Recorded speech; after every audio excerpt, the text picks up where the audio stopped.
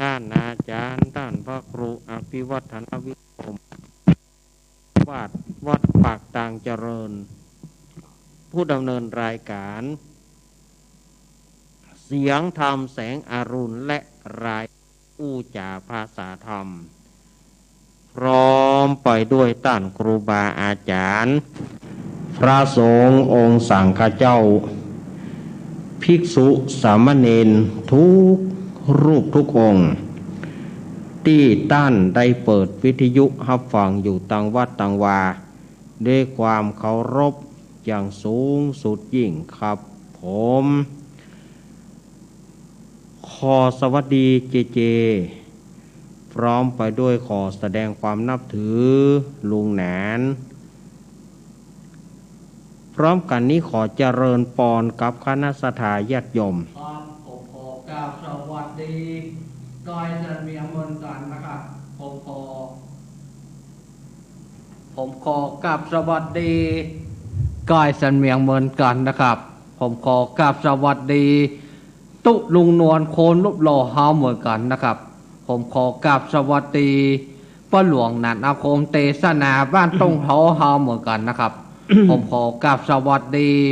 แม่หลวงโนงบ้านต้งเฮาเหมือนกันนะครับผมขอกราบสวัสดีแม่หลวงโนงเด้อครับครับกราบสวัสดีครับขอเจริญปอนยาคณะสัตยาญาติโยมศรัทธาสาธุชนคนดีเฮาทุกท่านมาเลี้ยวเนอมาเลี้ยวมาปะกันในรายการธรรมะเพื่อชุมชนตั้งสถานีวิทยุแห่งนี้อันมีสถานีวิทยุคลื่นพระพุทธศาสนาวัดฝายหินตำบลสุเทพอำเภอเมืองจังหวัดเชียงใหม่โดยเมตตาปรมีธรรมของท่านอาจารย์ท่านพระครูสมุวิสุวัตวรกิจโจแล้วก็สัตว์ในคลื่นของ 104.50 เมกะเฮิรตซ์วัดฝายหินแล้วก็สถานีวิทยุ 100.25 เมกะเฮิรตซ์สถานีวิทยุวัดพระบาทอุดมน้ำบ่อซาวาอำเภอฝางจังหวัดเชียงใหม่โดยเมตตาปรมีธรรมของหลวงพ่อสุจิตตานุรักษ์เอ็นครับ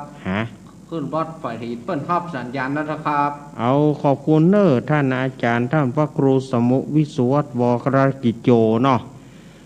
นี่ก็ 104.50 แล้วก็ 100.25 วัดพระบาทอุดมน้ำบ่อซาวาหลวงพ่อสุจิตตานุรักษ์แล้วก็สถานีวิทยุ 98.75 เมกะเฮิรตซ์สถานีวิทยุห้วยตองศักเรดิโอ98.75 นี่ก็โดยเมตตาธรรมของหลวงพ่อวาปีวรมานิตแล้วก็ท่านอาจารย์ชวริตชยวังโสสถานีวิทยุบ้านทุ่งเรดิโอ 89.50 เมกะเฮิรตซ์สถานีวิทยุมนเสียงธรรม106.25 เมกะเฮิรตซ์โดยหลวงพ่อมงคลวิสิทธิ์แล้วก็ท่านปรัตอุทัย2อุทัยเนอะท่านปรัตอุทัย2อุทัยแล้วก็สถานีวิทยุแม่ขจารโมเดิร์นเรดิโอของป้อน้อยสุวรรณแม่อนงพรหมมินทร์แล้วก็น้องเจลูกบ่าวของเปิ้ลเนาะและก็สถานีวิทยุ ดอยหมอกเรดิโอสถานีวิทยุเวียงป่าเป้าสถานีวิทยุหลายสถานีเนาะที่เปิดรับสัญญาณจากสถานีที่อาตมาว่าไปแล้วนี้ขอขอบคุณเนอทางเจ้าหน้าที่บอกว่าจะเป็นฝ่ายคฤหัสถ์ฝ่ายคฤหัสถ์เจ้าหน้าที่ทุกสถานีที่เอื้อเฟื้อเวลาให้อาตมาในรายการธรรมะเพื่อชุมชนนี้ก็มีตนตัวอาตมาภาพเก้ากับผม สามเณรรักปัญโยนานแห่งวัดสันเหมืองตำบลหนองล่องอำเภอเวียงหนองล่องจังหวัดลำพูนเป็นผู้ดำเนินรายการที่จบไปแล้วนั้นเป็นรายการธรรมะบันเทิงใจฟังสบายสไตล์ชิวๆโดยท่านพระครูปรัตน์ณัฐพงศ์ทิตะวุฒศิริแล้วก็น้องไนท์ชินนัยสายใจเปิ้นก็ได้ได้จ้าวันพุธก็ฟังธรรมเมืองเนอท่านพระครูน้องน้อยชื่ออะไรครับก็เปิ้นถึงบอกลูกเปิ้นบอกกูเตือลูกวันพุธนี้ก็ฟังทำเรื่องฟังเรื่องเกี้ยตามกอง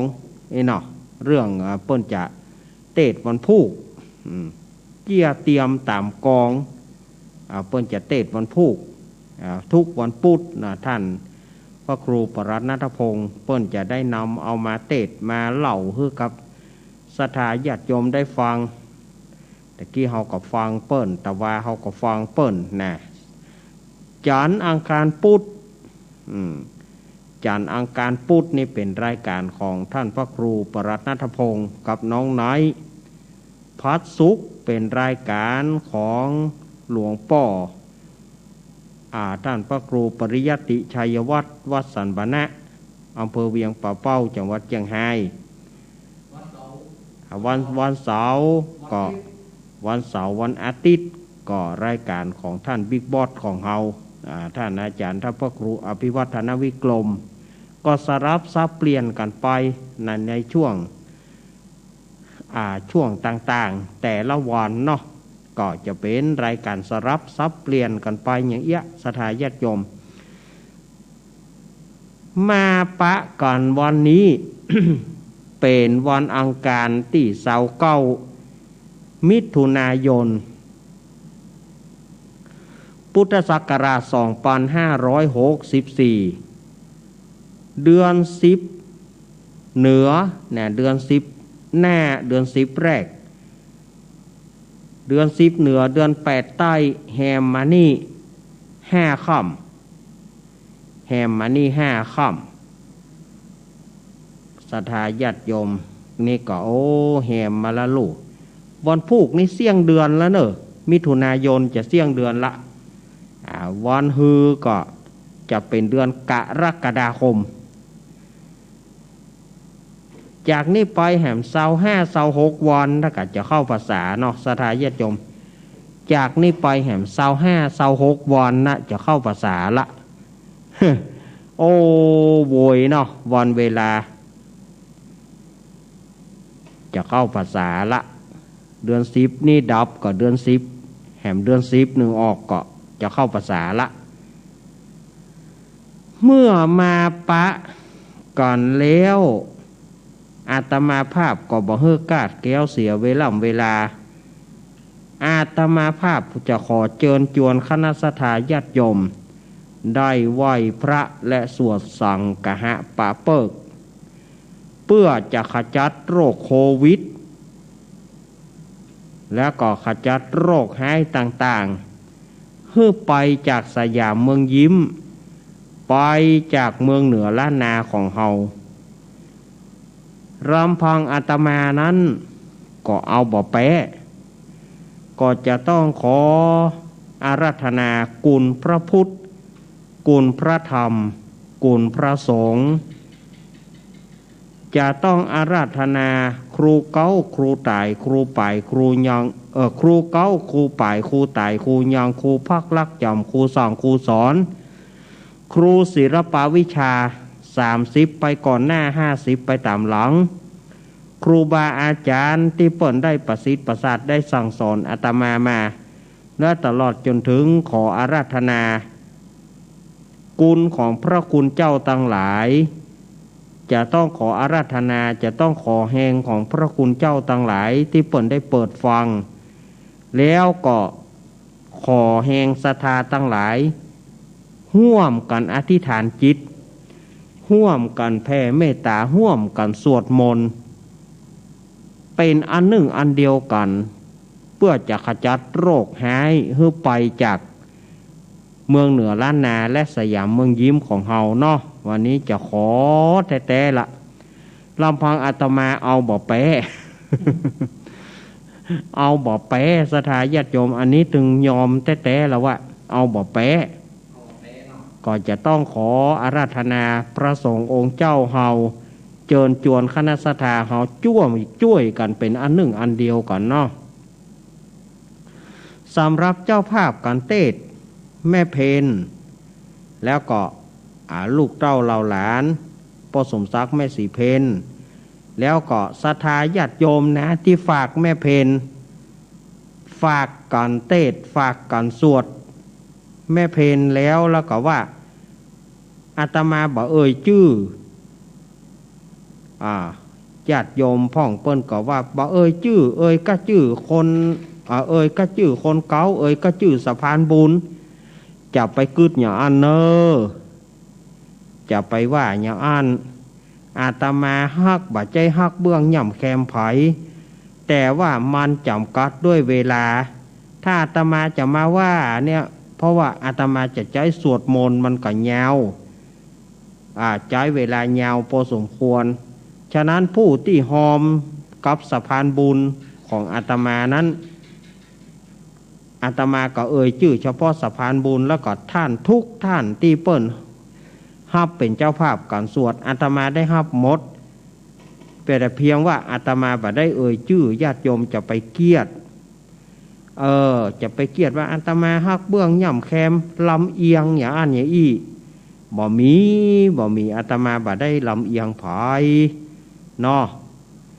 ท่านที่ฮับปูนมาก็ดีอาตมาบ่ได้ชื่อนามก็ขอสุมาอภัยเถอะเนอะแต่ว่าอาตมาได้ฮับหมดขอขอบคุณที่ท่านได้มีน้ำจิตน้ำใจฮับปูนซีเมนต์ก็ดีถ้าฝ่ายจะฮับต่อฝ่ายอยากจะห่วมกับอาตมาก็ยังแจ้งความประสงค์ได้แจ้งความประสงค์ได้กับอาตมาแต่ว่าขอเป็นหลังไม้เนอะอาตมาบ่ฮับหน้าไม้อาตมาบ่ฮับ เนาะแต่อาตมาจะฮับหลังไม้ต้องวันพุกเมื่อเจ้ากาหรือว่าก็หลังที่อาตมาออกไปเกินชั่วโมงกาอย่างนี้ไปต้นเนาะแต่หน้าไม้อาตมาบ่ฮับเพราะว่ามันเป็นดาบสองคมมันเป็นดาบสองคมจะได้พ่องก็ว่าดีพ่องก็ว่าหายพ่องก็ว่ามันค่าได้หน้าอย่างอันนี้มันหลายประการนะอาตมาก็บ่ม่วนอกบ่ม่วนใจอาตมาเลยบ่ฮับหน้าไม้เนาะอันนี้เขาก็กันเนอสถาญาติโยมบ่ได้ฮักไผบ่ได้จางไผฮักเสมอกันหมดวันนี้อาตมาภาพจะนำสถาญาติโยม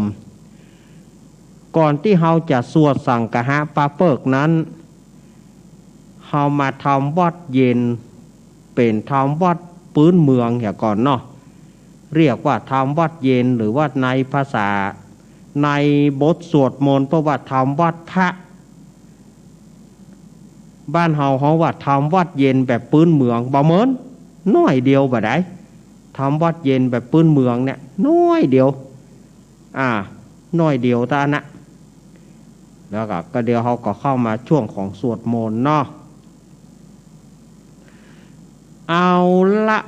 ศรัทธาญาติโยมตอนนี้ได้เวลาละอารัมภบทไปนักมาป้อนานอ้ายที่กำซึงเฮือนหลวงลุงนั่นนะที่ดีซึงรายการหลวงลุงน่ะป้อนานอ้ายมาเป็นตัวแทนมาแล้วก็ลุงอ้ายเด้อลุงอ้ายโวจะไปเล่นหน้ามันนะลุงอ้ายโวลุงอ้ายโวแก่หน่ออุชาจะบ่ปากยังไงก็ยังว่ามาเข็มอยู่จีเตียนเลยลุงไอ้ไม่ไปสนใจมันจีเตียนศรัทธาญาติโยมที่จะเอาน้ำมนต์ตะกี้ก็มีแม่สมบูรณ์แม่สมบูรณ์ตำบลนายางบ้านกาดตำบลนายางอำเภอเมืองจังหวัดลำปางอำเภอโสปาบกะอำเภอโสปาบจังหวัดลำปางก็จะเอาน้ำมนต์ แม่สายบัวก็จะเอาน้ำมนต์ศรัทธาญาติโยมหลายท่านจะเอาน้ำมนต์เกียมเพื่อพร้อมเนอเกียมเพื่อพร้อมเนอท่านจะเอาน้ำมนต์นะน้องพิมพ์เนอน้องพิมพ์ที่อยู่บ้านต่อเมืองรังในเวียงเชียงใหม่น้องพิมพ์จะเอาน้ำมนต์ที่หลวงลุงเนาะจะเอาน้ำมนต์ที่หลวงลุงน้องพิมพ์ก็เกียมเนอน้องพิมพ์เนอแล้วบื้นโทรมาหาเนอลูกเนอน้องพิมพ์เพื่อจะเอาน้ำมนต์เพราะว่าจะเอาน้ำมนต์หลวงลุงขอบคุณแล้วก็ทุกท่านเนอที่เปิ่นจะเอาน้ำมนต์นะขอบคุณศรัทธาญาติโยมตังชัยประการอำเภอชัยประการบ้านหนองบัวของแม่สีทรเพื่อกับว่าเปิ้นฟังวันการเนี่ยคนฟังนักขอบคุณมาเลยจิเตียนจุดเตียนธูปบูชาพระรัตนตรัยป้อนนานอ้ายอุ้ยนานถาแล้วก็ศรัทธาญาติโยมเนอะวันนี้เป็นวันคล้ายวันเกิดของแม่สายทองธัญเกี้ยวห้วยการแล้วก็ของลุงหนุ่ยสว่างเมฆ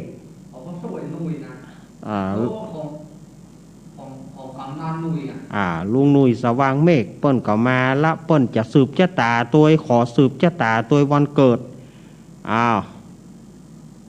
กล่ำเบิ้นจะห้องมาเกณฑ์สองเนอะเบิ้นจะห้องมาเกณฑ์สองกุคนนะเอาละเรียบร้อยแล้วนอร้อยแล้วเฮาก็อาตมาจะนำทำวัดเย็นปื้นเมืองเนี่ยครับเนาะทำวัดเย็นแบบปื้นเมืองสักคำเดียวนะบ่เมินหน่วยเดียวบ่ได้ประมาณสัก3 นาทีทำวัดเย็นปื้นเมืองนี่นะประมาณสัก3 นาทีแล้วก็นักอาตมาก็จะเข้าสู่รายการสวดมนต์สังฆะปาเปิกไล่โควิดต่างๆเนาะเอาละกราบเนอกราบหนึ่งกราบสองกราบสามอาระหังสัมมาสัมพุทโธภะคะวาพุทธังภะคะวันตังอภิวาเทมิสวากขาโตภะคะวะตาธัมโมธัมมังนะมัสสามิสุปฏิปันโนภะคะวะโตสาวกสังโฆสังฆังนะแม่มีเอาป้อนานไอ้มาขึ้นปริตแล้วก็สักเคเนอะเวปาเตปหายาสัพพสัมปติสิทธิยาสัพพทุกขวินาศายาปริตังพรุทธมังคารังเวปาเตปหายาสัพพสัมปติสิทธิยาสัพพพยาวินาศายาปริตังพรุทธมังคารังเวปาเตปหายาสัพพสัมปติสิทธิยาสัพพโรคาวินาศายาปริตังพรุทธมังคารังสักเขกะเมจโรเปกิริสิการรัตเตจันตริเควิมาหาเนทีเปราเทจักาเมตรุวนาคาเนอารัมวัตุมหิเกเต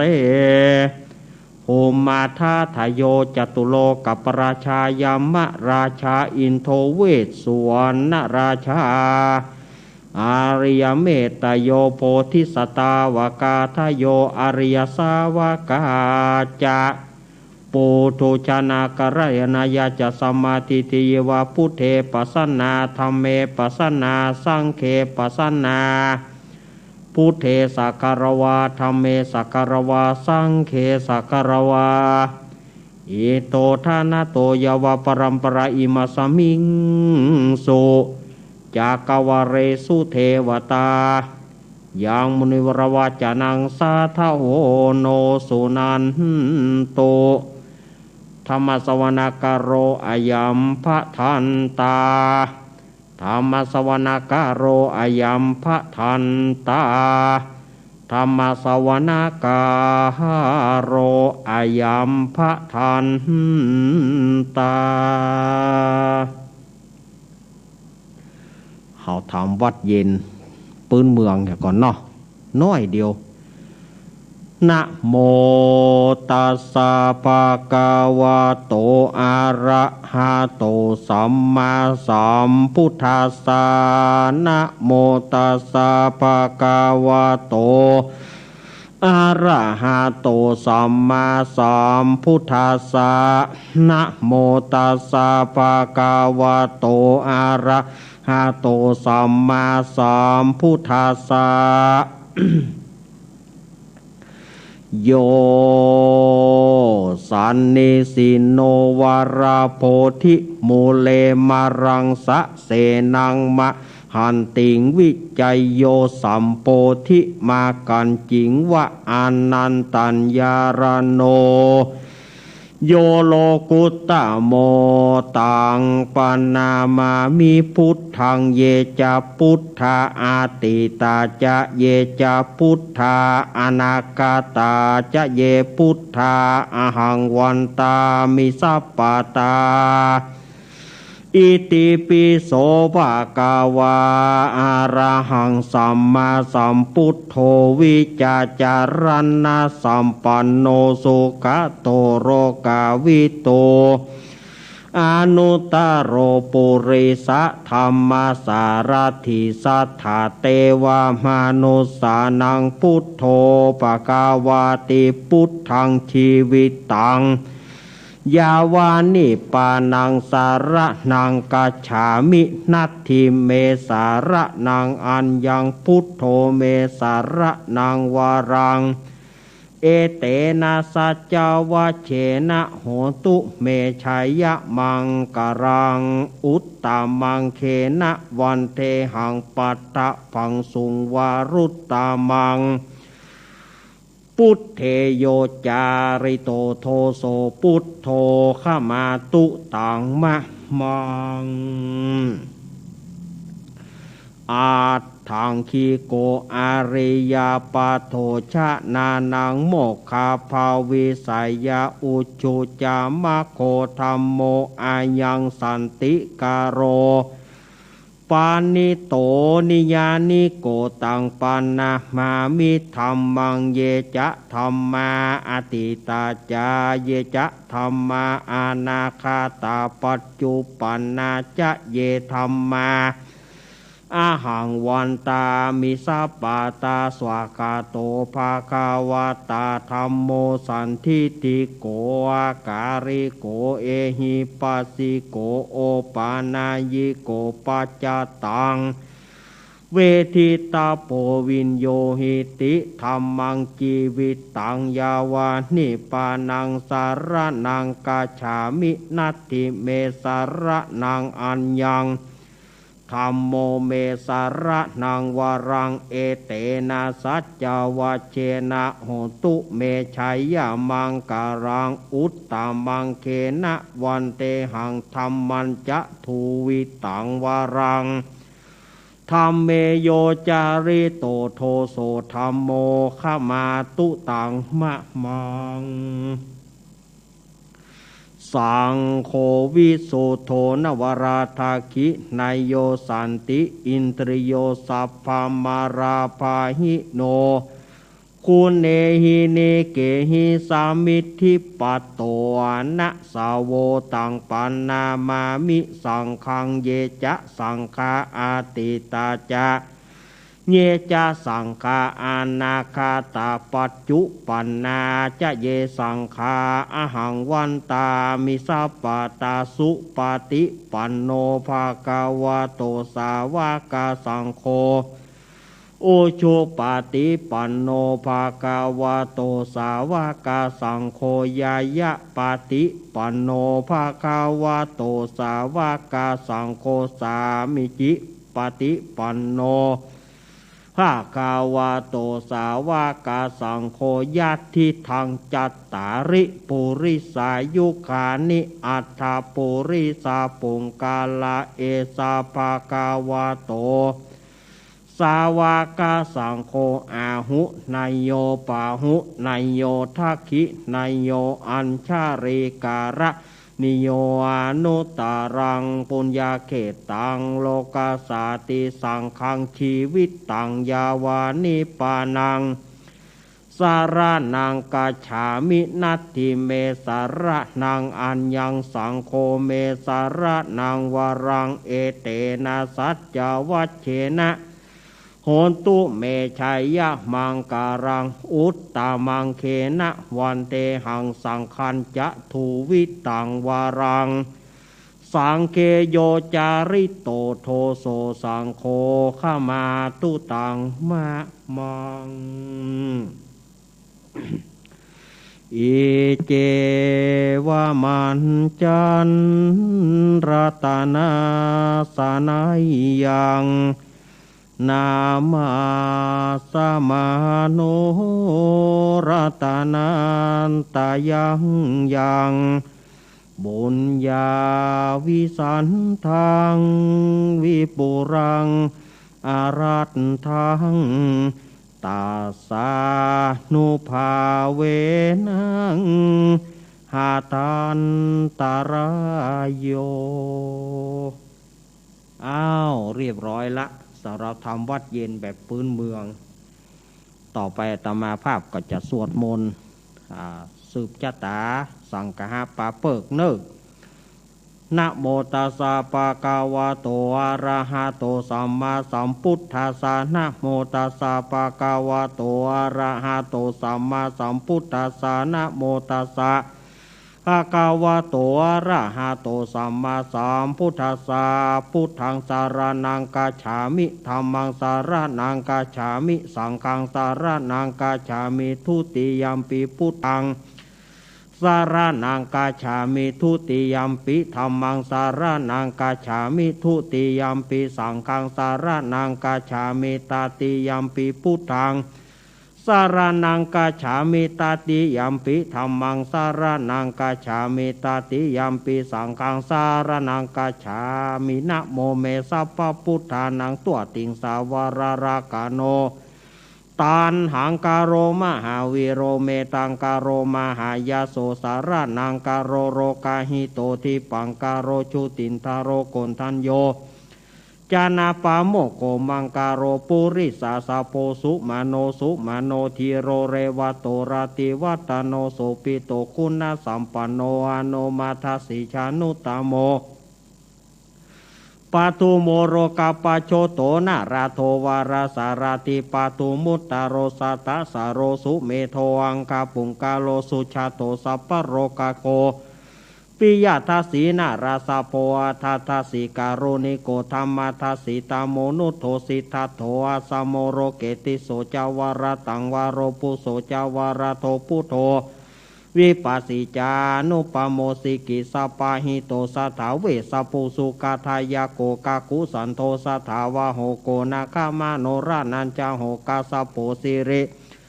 สัมปันโนโกตโมสกายปุงกาโวอัทวิสาติสังกาตาอิเมพุทธามหิติกาการุณากุณาสัมปันนาสัพปโรกาภิปุจิตาเอเตตาสัพปรพุทธาอุตมาคาปุงกาลเตปิสังฆคุณาสุงปิติเยมาตังปาทังเอเตพุทธาติตาจามังการาหุนติสัพพทาทวิสาติเมพุเตอาหังวันตามิสัพพตาเตสังญานีนาสิเรนากันติเมตตาภเรนาจเตปิโนอนุราคันโตอโรกายเยนะสุเกนะจาทวิสาติเมพุเทโยนาโรสารนังกาโตกาปาเนสัตตาสาหัสานิทุกขติงโสนาคาจันติอาทาวิสติพุทธปาริตังเมตตาโยอุตตโรรามโมปัสเสโนโกสารพิพุธิกาโสนาจาสังกิโจสุโปโตทายาประมาโนนารากิริงปริรโยโพธิสัตตาอิเมทัสสานุกัมเมนะสัมโพธิงปาปุนิสันติอานาคาเตอันเยปัญจสัตตาธิรารัฐพยาการณสิยุง อนุกรรมเมนะสัมโพธิงปาปุนิสันติอานากาเตเอเตนะสัจจวะเชนะโหตุโนชัยยะมังการังสัมพุทเทอาตาวิสัญจโตอัฏฐสัญจสหัสสะเกปัญจสัตตสหัสสานินามามิศีราสาหังเตสังธรรมันจะสังกัญจาอาทาเรนานามามิหังนามาการานุภาเวนะหันตัวสัพเปอุปัตตเวอเนกาอันตรายาเปวินาสันตัวเสสะโตสัมพุทเทปัญจปัญญาสัญจจตุวิสติสหัสสะเกทัสสะตสหัสสานินามามิศีราสาหังเตสังธรรมันจะ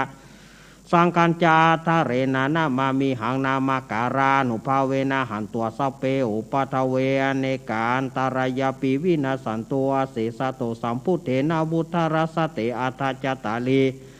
สหัสสะเกวีสติสตาสหัสสานินามามิศีราสาหังเตสังธรรมันจะสังกัญจาทะเรนานามามิหังนามาการานุภาเวนะหันตัวสัพเปโอปาตเวอเนกาอันตรายาปิวินาสันตัวเสสะโตนะโมอะระหะโตสัมมาสัมพุทธัสสะมะเหสีโนนะโมตัมมะธัมมัสสะสวากาตเสวะเตเนทานะโมมหาสังฆสา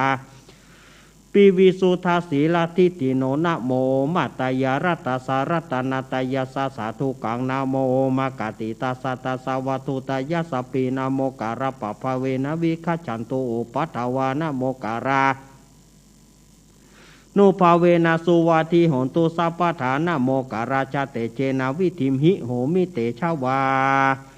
สาสนาสัจโรกัสสาบุธิภวตุสัพพทาสาสนัมปิจโรกัญจเทวรากันตุสัพพทาสติโงตุสุขิสัพเพปริวาเรหิอัตโนอเนคโสมนาหนตุสหัสเปหิยติปิราจะโตวะโจระโตวะมนุสโตวะอามนุสโตวะอาคิโตวะอุทธกโตวะปิสัจโตวะขานุกโตวะกันตากาโตวานากาตาโตวาชนะปาทาโรกาโตวาสัตตมะโตวาสันติติโตวาสัพปุริสโตวาจันทะอาทิอาสามิกาโกนากุกุลาอาหิวิจิกามานิสัมปติปิอาชตารัสสุการามหิสายคาราคาสติหินานาปยาโตวานานาโรกาโตวานานาอุปัฏฐวะโตวาอารักขังคันหันตุปาทิฐานาโตปัฏฐายตถาคตัสสะตัสสะปารมิโยทัสสะอุปปารมิโยทัสสะปรมัตถปารมิโยปัญจมหาปริจเกติโสจาริยา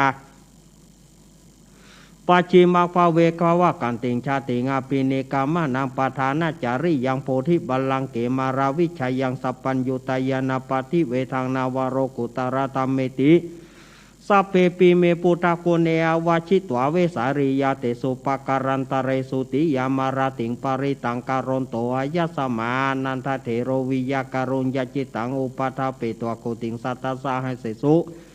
จักวาเรสุเทวตายัสนัมปฏิกันหันติยาจาเวสาริยัมปุเรโรกามานุสัทุปิกาสัมพุตันทิวิธรรมปายังกิปมันตารทาเปสีปริตันตัมพนามะเหอาเสวนาจาปารานังปันทิตานาจาเสวนาปูจาจาปูจาเนยานังเอตัมมังการามุตตมังปฏิลูปเทสวะโสจาปุเพจากาตาปุญญาตาทัสสัมมาปณิติจะเอตัมมังการามุตตมังพาหุสัจจันจาสิปัญจวินายโยจาสุสิกิโตสุภาสิตาจายวะจะเอตัมมังการามุตตมังมาตาปิตุอุปัฏฐานังพุทธทรัสสังฆโหอนากุราชกัมมันตาเอตัมมังการามุตตมังทานันจะธรรมจาริยัญจะยาตากานาจะสังฆโหอนาวัชเนกัมมันเนเอตัมมังการามุตตมังอารติวิรติปปามาชาปนาจะสัญญโมอปมาโทจะธรรมเมสุเอตัมมังการามุตตมังการาโวจานิวัตโตจะสันตุติจะกตัญญูตากาเลนะธรรมสาวนังเอตัมมังการามุตตมังกันติจะโสวจะสตาสมานานาจัตถสนังกาเลนะธรรมสักชัยตัมมังการามุตตมังตะโปจะปรามจาริยัญจาริยสัจจนาทัสนังนิพพานาสัจฉิกิริยาจะเอตัมมังการามุตตมังพุทธสารโกตัมเมหิจิตังยันตนากัมปติยาโสกังวิราชังเขมังเอตัมมังการามุตตมังเอตานิสานิกัตตวานาสัพพะธรรมปรชิตาสัพพะทาสนถิงกันจันเตตันเตสังมังการามุตตมันติมหามังการสุตัง ยังกินจีวิตังอิทาวาหูรังวาสเกสุวายังรัตานังปานิตังนาโนสมังอาติตถาคเตนะอิธัมปิพุทเถรัตานังปานิตังเอเตนะสัจเจนะสุวาติโหนโตขะยังวิราคังอามาตังปานิตังยักขสกาสกายะมุนีสมาหิโตนาเตนะธรรมเมนะสมาธิกินจิอิธัมปิธรรมเมรัตานังปานิตังเอเตนะสัจเจนะสุวาทีหงตุยัมพุทธเสโทปริวานายิสุจิงสมาธิมานันตาริกัญญามาหุสมาธินาเตนะตัมสามโมนาวิชติอิธัมปิธรรมเมรตานังปานิตังเอเตนะสัจเจนะสุวาทีหงตุเยปุกลาตาสตังปัสสถาจตาเลตาเนโยกานิหงติเตทักกินายสุกาตาสสาวกะเอเตสุตินานิมหปารานิอิธัมปิสังเคระตานังปานิตังเอเตนะสัจเจนะสุวาทีหนตุเยสุปายุตามานาสัตตลาเหนะเนกามิโนโกตามาสาสนัมหิเตปฏิปตามาตังวิกายหะราธามุทานิภูติงปุชะมานาอิธัมปิสังเคระตานังปานิตังเอเตนะสัจเจนะสุวาทีหนตุขีนังปุรานังนาวังนาทิสัมภาวังเวราตาจิตายาติเกภาวะสมิงเตกีนะพิชาวิรุณาหิฉันทานิพันติธีรายาถายัมปฏิโปยธรรมปิสังเคระตานังปานิตังเอเตนะสัจเจนะสุวาเทหงโตยาเนตาโปตาเนสามากาตาเนโปมาเนวายาเนวานตาริเกตถาคตังเทวมานุสัพพุจิตังพุทธังนามาสมาสุวาเทหงโตยาเนตาโปตาเนสามากาตานิโหมาเนวายาเนวานตาริเกตถาคตังเทวมานุสัพพุจิตังธรรมังนามาสมาสุวาเทหงโตยาเนตาโปตาเนสามากาตาเนโปมาเนวายาเนวานตาริเกตถาคตังเทวามนุสัพพุจิตังสังฆังนามาสมาสุวาทีหนตุรัตนสุตังเมตัญจสัพพโรกัสสมิงมานะสัมภาวเยปริมานังอุทังอโรจติริยัญจะอาสัมปะตังเวรังอสัพปะตังติถันจารังนิสิโนวาสยาโนวายาวัตสวิคตาเมโทเอตังสติงาทิตายารามาเมตังวิหารังอิทามาโหทิตินจานุปกรรมสีรวาทสเนนะสัมปันโนกาเมสุวินัยเกทังนหิจตุกัปปัสสยังปุณณเรเตติการณิยเมตสุตังอปะมโนพุโตอปมาโนธัมโมอปมาโนสังโฆปมานาวันตานิสิริสัพพานิอาหิวิจิกัสสตาปฏิโอนานาภิสารปุมุจิกะกะตาเมระกะกะตาเมปริตาปฏิกัมมันโตโปตาเนโสหานาโมภะคะวะโตนะโมสัตตานังสัมมาสัมพุทธานันติอิติปิโสภะคะวาอะระหังสัมมาสัมพุทโธวิจาจารณะสัมปันโนสุขโตโรกาวิโตอนุตตโรปุริสธรรมสาราธิสัทธาเทวามนุสานังพุทโธภะคะวะติสวากาโตภะคะวะตาธัมโมสันทิฏฐิโกอาการิโกเอหิปัสสิโกปานายิโกปัจจตังเวทิตาโปวินโยหิติสุปฏิปันโนภะคะวะโตสาวกสังโฆชุปฏิปันโนภะคะวะโตสาวกสังโฆยายะปฏิปันโนภะคะวะโตสาวกสังโฆสามิจิปฏิปันโนภะคะวะโตสาวกสังโฆยติตังจตาริปุริสายุคานิอัตตปุริสปุกะลายสัพพะคะวะโตสาวกสังโฆอาหุนายโยปะหุนายโยทักขินายโยอัญชาริการณิโยอนุตตรังบุญญเกตังโลกัสสาติสัพพะโรกาวินิมุตโตสัพพะสันตาปวจิโตสัพพะเวรามติกันโตนิพุตโตจตุวังภวสัพพิติโยมิวัจฉันตุสัพพะโรโกวินาสตุมาเตภวัตวันตรโยสุขีติกายุโกภวะอภิวัตนาสิริสานิจังวุธาปัจจายิโนจตารโรธรรมาวัฏันติอายุวันโนสุขังปรังพาหุงสหสมาปินิมิตาสาวุตันดังเกรเมการังอุติตาโกเรสเสนาบารังธานาทิตามาวิทินาชิตตวามุนินโตตันเตจาสาภาวตุเตชัยมังการานิมาราติเรกามาปิยุจิตตสัพปราติงโกรัมปานาราวกรรมกัมมัททายกังกันติสุทันตาวิตินาชิตตวามุนินโตตันเตจาสาภาวตุเตชัยมังการานินารากิริงคาชาวารังอาติมาตาปุตังตาวกิจกรรมสาเนวสุตารุนันตังเมตัมภูเสกาวิตินาชิตวามุนินโทตันเตจัสสะปวตุเตชัยมังการานิอุกิตกะกัมมันติอันตสุทารุนันตันตวันติโยชนะปะทังกุริมระวันตังอิติปิสังกตามโนชิตวามุนินโทตันเตจัสสะปวตุเตชัยมังการานิ กัตตวานะคาตามุตตารังเอวากาเปนิยจินจายาทุทวัจจานังชยะกายะมันเจสันเตนะโสมาวิธินาชิตวามุนินโตตันเตชะสาปวตุเตชยะมังการานิสัจจัง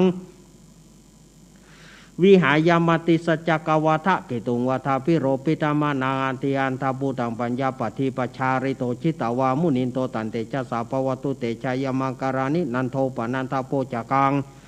วิบูตังไมทิงปูเตนะเถระปุชเกนับธรรมปยันโตอิทุปเทสาวิตินาชิตวามุนินโตตันเตชะสาปวตุเตชยมังการานิ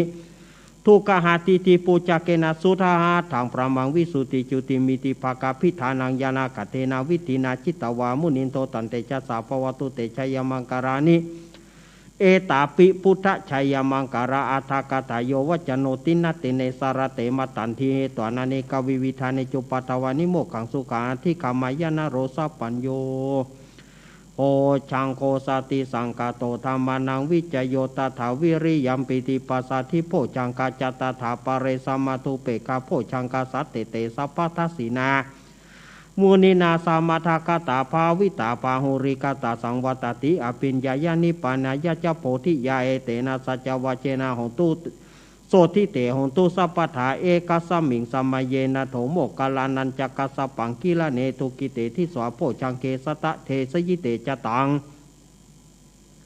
อาภินันทิตวโรกามุจิงสุตังคเนเตนะสัจวะเจนะโสทิเตหงตุสัพพทา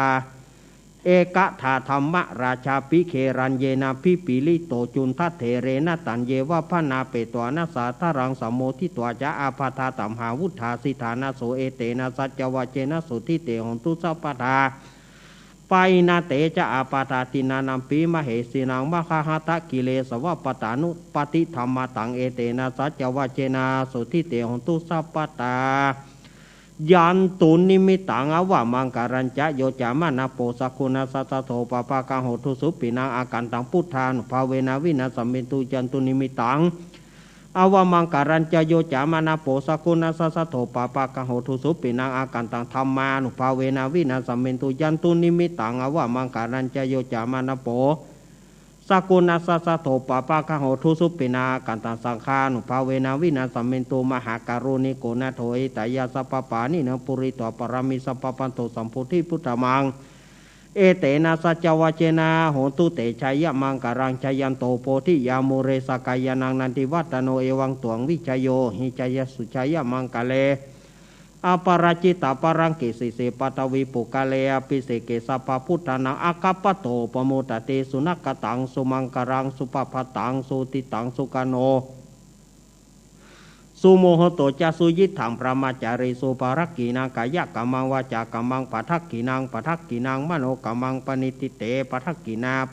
าเนกตวานารพันธเถปัทกีเนโสอัตราโถสุกิโตวิรุณโหพุทธศาสเนโรโกสุกิโตหิสันสเปยติภิสาอัตราธาสุกิตาวิรุณหาพุทธศาสเนโรกสุกิตาหิสันสเปยติภิเตอัตราธาสุกิตาวิรุณหาพุทธศาสเนโรกสุกิตาโหทัสหสเปยติภินัตถิเมสารนานยังพุทโธเมสารนาวไรเตนะสัจจวัจเจนะโหตุเตชัยมังการังนัตถิเมสารนายังธรรมโมเมสารนาวไรเตนะสัจจวัจเจนะตุเตชัยมังครังนัตถิเมสารนายังสังโฆเมสารนาวไรเตนะสัจจวัจเจนะตุเตชัยมังครังยังกินจิรัตานังโลเกวิชติวิวิตาพุทโธรัตานังพุทธสมานันทิตาสมาสุถิงพระวันตุเตยังกินจิรัตานังโลเกวิชติวิวิตาพุทโธรัตานังธรรมนาสมานาทิตาสมาสุถิงพระวันตุเตยังกินจิรัตานังโลเกวิชติวิวิตาพุทโธรัตานังสังฆสมานาทิตาสมาสุถิงพระวันตุเต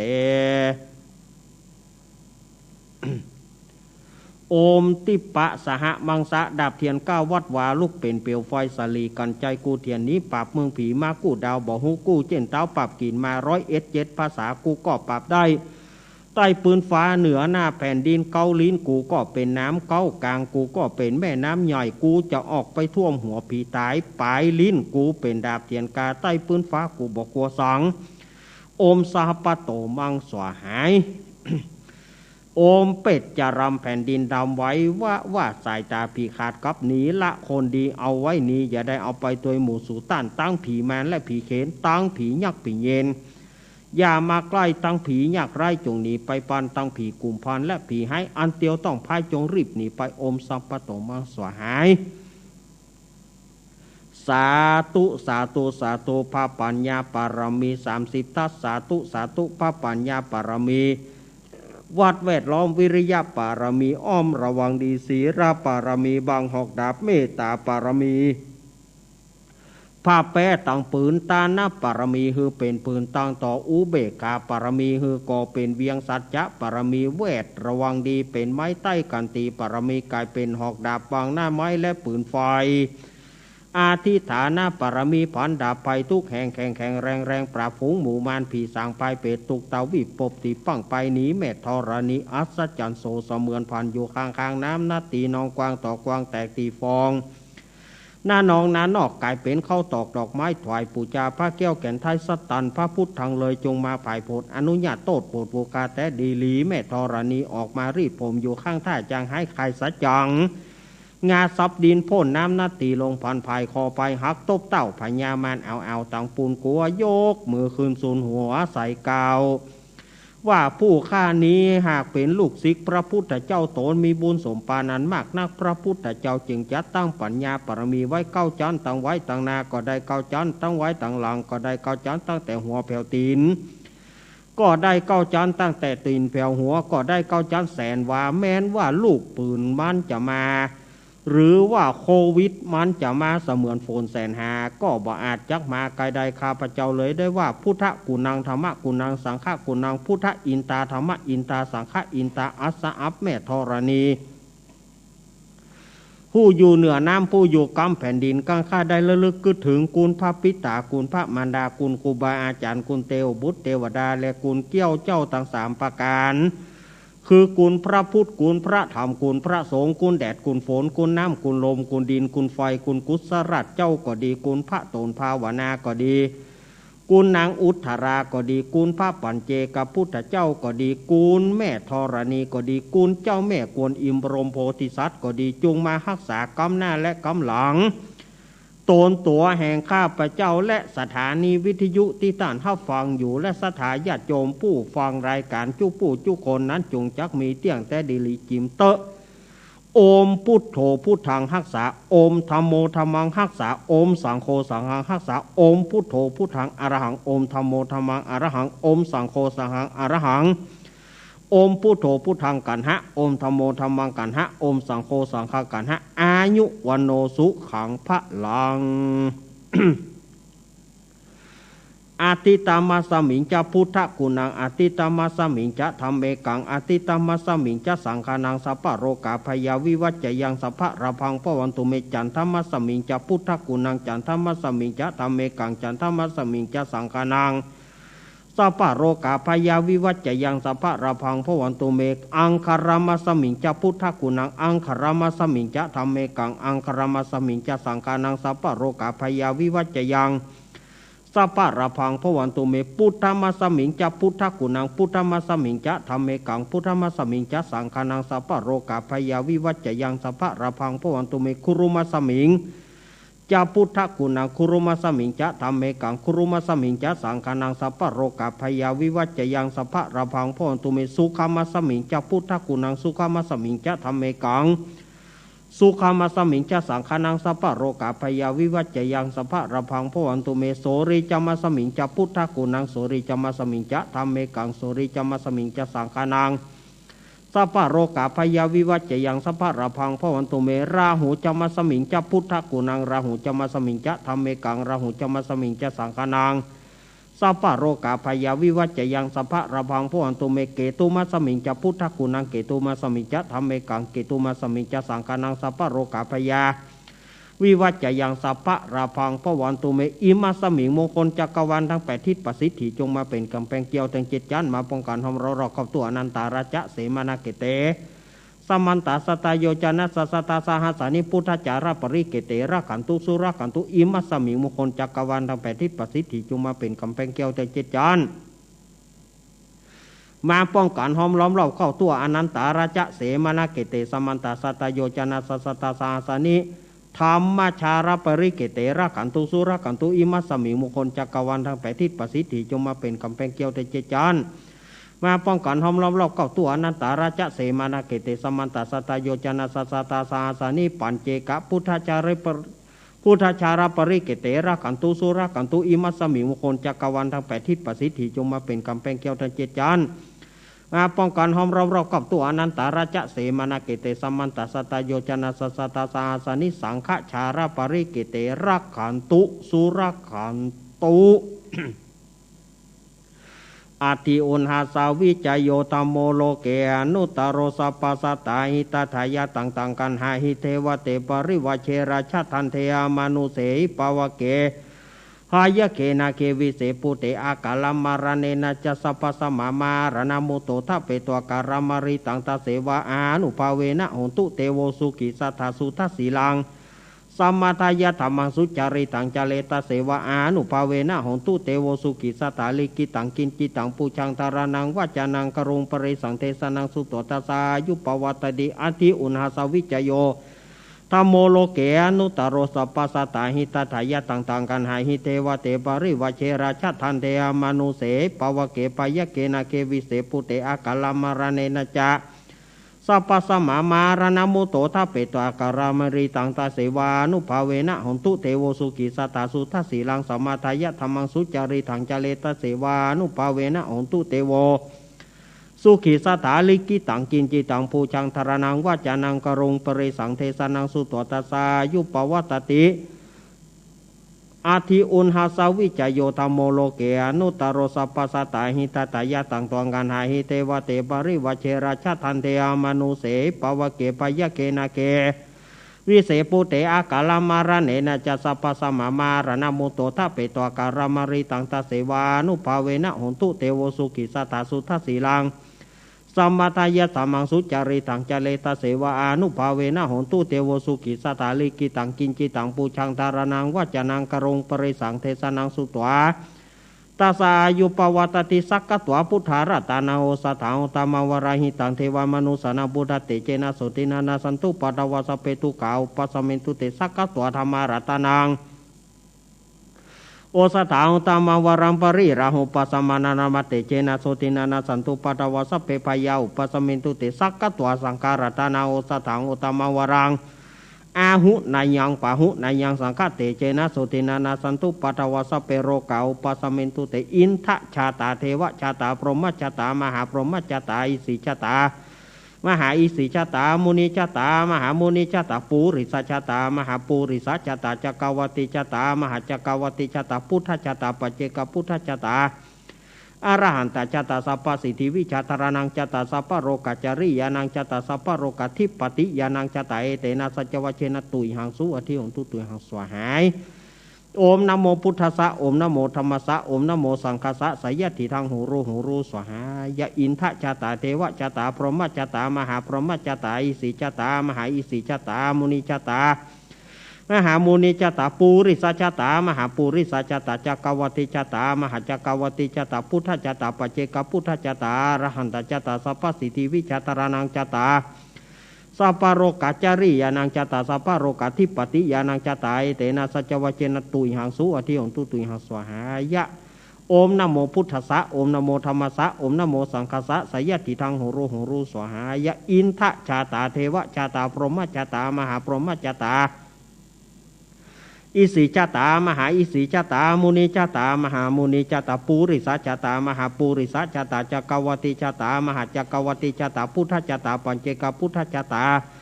อรหันตชาตาสัพพสิทธิวิชาธารนังชาตาสัพพโรกจริยานังชาตาสัพพโรกทิปติยานังชาตาเอเตนะสัจวเชนะตุยหังสุอธิหงตุตุยหังสวหายะโอมนะโมพุทธัสสะโอมนะโมธัมมัสสะโอมนะโมสังฆัสสะสยติทางหูรูสวหายะ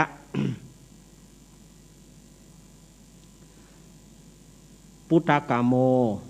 ระเพปุตตังธนกาโมระเพทนังอธิกายเยกายยายะเทวนังปิยตังสุตวาอิติปิโสภควายะมราชาโนท้าวเวสสุวรรณโนมรณัง สุขังอรหังสุขโตนะโมพุทธายะจายาสนากาตาพุทธาเจตวามารังสาวาหานังจตุสัจจังสพังราสังเยปิวิงสุนาราสาปตันหาการทายโยพุทธาทาวิสตินายกาสเปปฏิติตาไมหังมาทาเกเตมุนิสารสีเสปฏิติโตไมหังพุทโธธรรมโมทวิโรจเนสังโฆปฏิติโตไมหังอุเรสาภากุนาการโรหาทายเยเมอนุรุโธสารีบุโตจัตถกิเนโกนตัญโยปิเรวากาสามิงโมการโนจาวามะเกทักกิเนสาวเนไมหังอาสุงานันตาราหโรกาสปุจจามหานาโมอุปาสงวามาโสทาเกเกสันเตปิติปากาสามิงสุริโยวะปะพังการโรนิสิโนเสริสัมปันโนโสภิโตมุนิปุงกาวกุมมลกัสสโปเทโรมเหสิจิตวัฏโกโสไมหังวัฏเนเนจังปฏิทัสสิกุณากโรปุโนอังคุลิมาโรจาอุบารีนันทสีวรีเถระปัญจาอิเมชตานราเตเตระกามมาเสสเสติมหาเถระวิจิตาชินสาวกาเอเตเสติมหาเถราจิตวันโตชิโนราสาชารันตาสีรเตเชนะอังกามังเคสุสันติตารัตตานังปุระโตอาสิทักกิเนเมตสุตกังทัชคังวาชโตอาสิวเมอังกุลิมาลากังกันทะโมระปริตัญจาอาตานาติยสุตกังอากาเสชาทนางอาสิเสสปะกลาสันติตาชินานาวราสังยุตสัตตปะการรังกตาวตาปิตาที่สัญชาตาพาหิราชันตุปัทวาเสสาวินายังยันตุอนันตชินาเตจสาวสโตเมสกิเจนะสัทธาสัมพุทธปัญชเรชินะปัญชรามัชชัมหิวิหารันตังมหิตาเรสธาปริตุมังสัพเปเตมหาปุริสาสภายเจวมันโตสุกุโตสุระโคชินานุภาเวนะชิตุปัฏฐาวธรรมานุภาเวนะชิตาริสังโฆสังฆานุภาเวนะชิตันตรายโยสธรรมานุภาวปริโตจารามิชินนาปัญชเรติพุทโธมังกลาสัมพุทโธสัมพุทโธทิปตุตโมพุทธมังกลามากรรมาสัพพทุขาปมุญจเลธรรมโมมังกลาสัมพุทโธคัมปิโลทุทัสโสอนุธรรมะมังกละมากรรมาสัพพพยาปมุญจเลสังโฆมังกลาสัมพุทโธวราทขินโยอนุตโรสังฆมังการะมากรรมาสัพพโรกาปมุญจเลตุกาปตาจเนทุกขาปยปตาจเนปยโสกาปตาจเนโสกาหนตุสัพเพปิปานิโนเอตาวาตาจามเหหิสัมปตังบุญญาสัพพตังสัพเพเทวานุโมตันตุสัพพสัมปติสิทธิยาทานังทะทันตุสัทไถยเสรารากันตุสัพพทาภาวนาปิรตาหนตุขัจฉันตุเตวตากาตาสัพเพพุทธาปรปตาว่าเจกานันจะยังพรังอรหันตานาจเตเจนาระขังวันตามิสัพพโสสัพพพุทธานุภาเวนะสัพพธรรมานุภาเวนะสัพพสังฆานุภาเวนะพุทธารัตตานังธรรมารัตตานังสังฆารัตตานังตินนังรัตตานังอนุภาเวนะจตุรสีติสหัสธรรมกันธานุภาเวนะปิตกตยานุภาเวนะชินสาวกานุภาเวนะสัพเพเตโรกาสัพเพเตพยาสัพเพเตอันตรายาสัพเพเตอุปัฏฐวาสัพเพเตทุนิมิตาสัพเพเตอวมังการวินาสันตุอายุวัฏโกธนวัฏโกสิริวัฏโกยัสสวัฏโกปรวัฏโกวันวัฏโกสุขวัฏโกโหตุสัพพตาตุกโรกาปยาเวรโสกสันตุจุปัฏฐวาเนกาอันตรายปิวินาสันตุจเตใจสายจยสิทธิฐานังราพังสุธีภกายังสุขังพลังสิริอายุจวันโนจโพคังวุธีจยสวสัตตวสัจจะอายุจชีวสิทธิภวันตุเตภวตุสัพพมังกรารากันตุสัพพเทวตาสัพพพุทธานุภาเวนะสัทธาโสถิงภวันตุเตภวตุสัพพมังกรารากันตุสัพพเทวตาสัพพธรรมานุภาเวนะสัทธาโสถิงภวันตุเตภวตุสัพพมังกรารากันตุสัพพเทวตาสัพพสังฆานุภาเวนะสัทธาโสถิงภวันตุเตนะกตายกพุทธานังปปะกหานิวารณาปริตสานุภาเวนะหันตัวเตสังอุปัฏฐเวนะกตายกพุทธานังปปะกหานิวารณาปริตสานุภาเวนะหันตัวเตสังอุปัฏฐเวนะกตายกพุทธานังปปะกหานิวารณาปริตสานุภาเวนะหันตัวเตสังอุปัฏฐเวอาโรกายาปารมาราภาสอนทุติปารมังทานังวิสาสังปารมายาตินิพพานังปารมังสุขังกราบหนึ่งกราบสอง กราบสามเอาแล้วอาตมาได้สวดสังฆะสืบโหราจาตาเป็นที่เรียบร้อยต่อไปก็ศรัทธาญาติโยม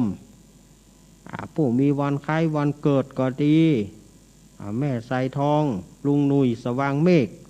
แล้วก็ผู้ที่เกิดวันนี้แล้วก็ศรัทธาญาติโยมที่จะมามัดมือมาเข้ามาเลยมามัดมือเข้ามา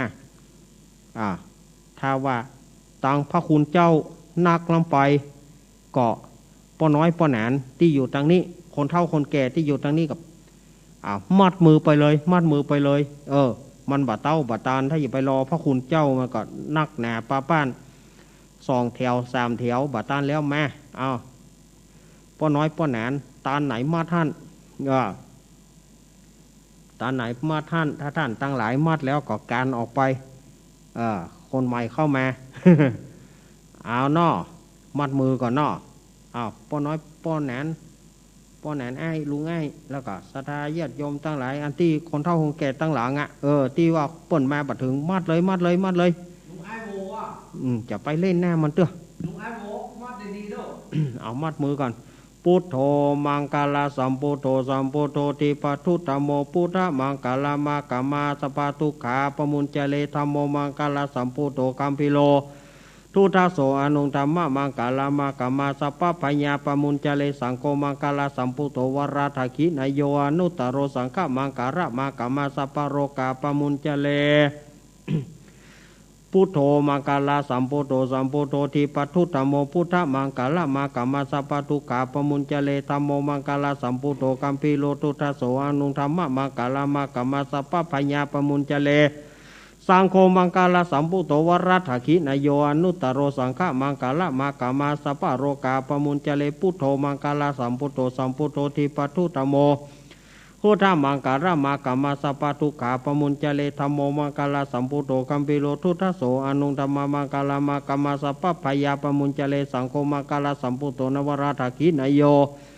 อนุตตโรสังฆมังคลามากามาสปะโรกาปมุญเจเลสเพพุทธาปรปตาปเจกานันจะยังพรังอรหันตานาจเตเจนาระกังวันตามิสัพปโสสเพ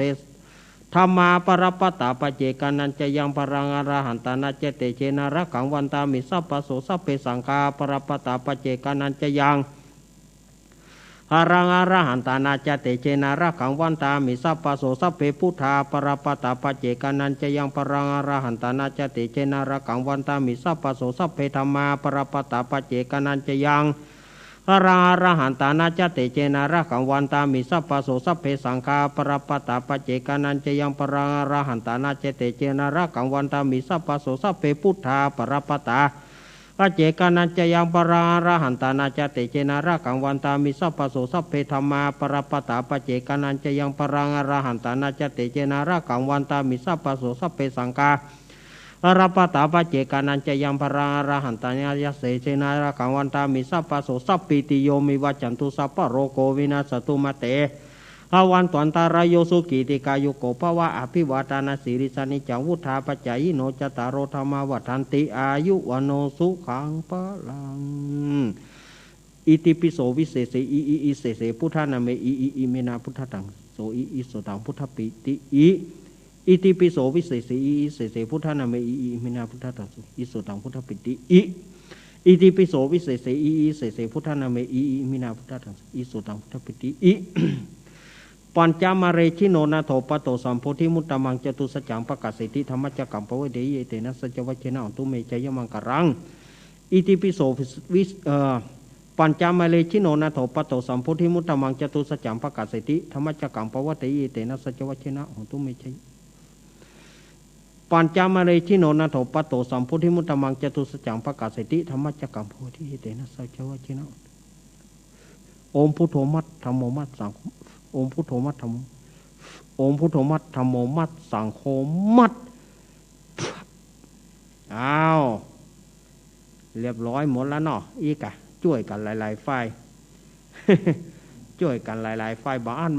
มันบัดตานลำพังอย่ามารอกับพระคุณเจ้าอ่ะศรัทธาญาติโยมก็มากันนักหนาเนี่ยในซุ้มจตานี่นะอ้าว เจเอาสลุงนั่นมาลุงไอ้เอาสลุงนั่นไปลุงไอ้เอาสลุงนั่นไปบรรลุปวดขาเอาปวดไปก็ได้ลุงไอ้โบเอาคามาว่ะเอามาไก่เนาะลุงไอ้โบอ่ะเอาคามาว่ะมาเย้าบะจ้องย่อยแต่เอาลุงไอ้ลูกก่อบรรลุเอาไผ่ไปก็ได้ลูกเลยลุงไอ้มันตึงไหวอยู่แล้วเบาเลยวันนี้ออกการกะปวดหัวเข่ากะเฮ้ยเจ้าเฮ้ยวันนี้หอยมาดูลุงไอ้โบมาคนเดียว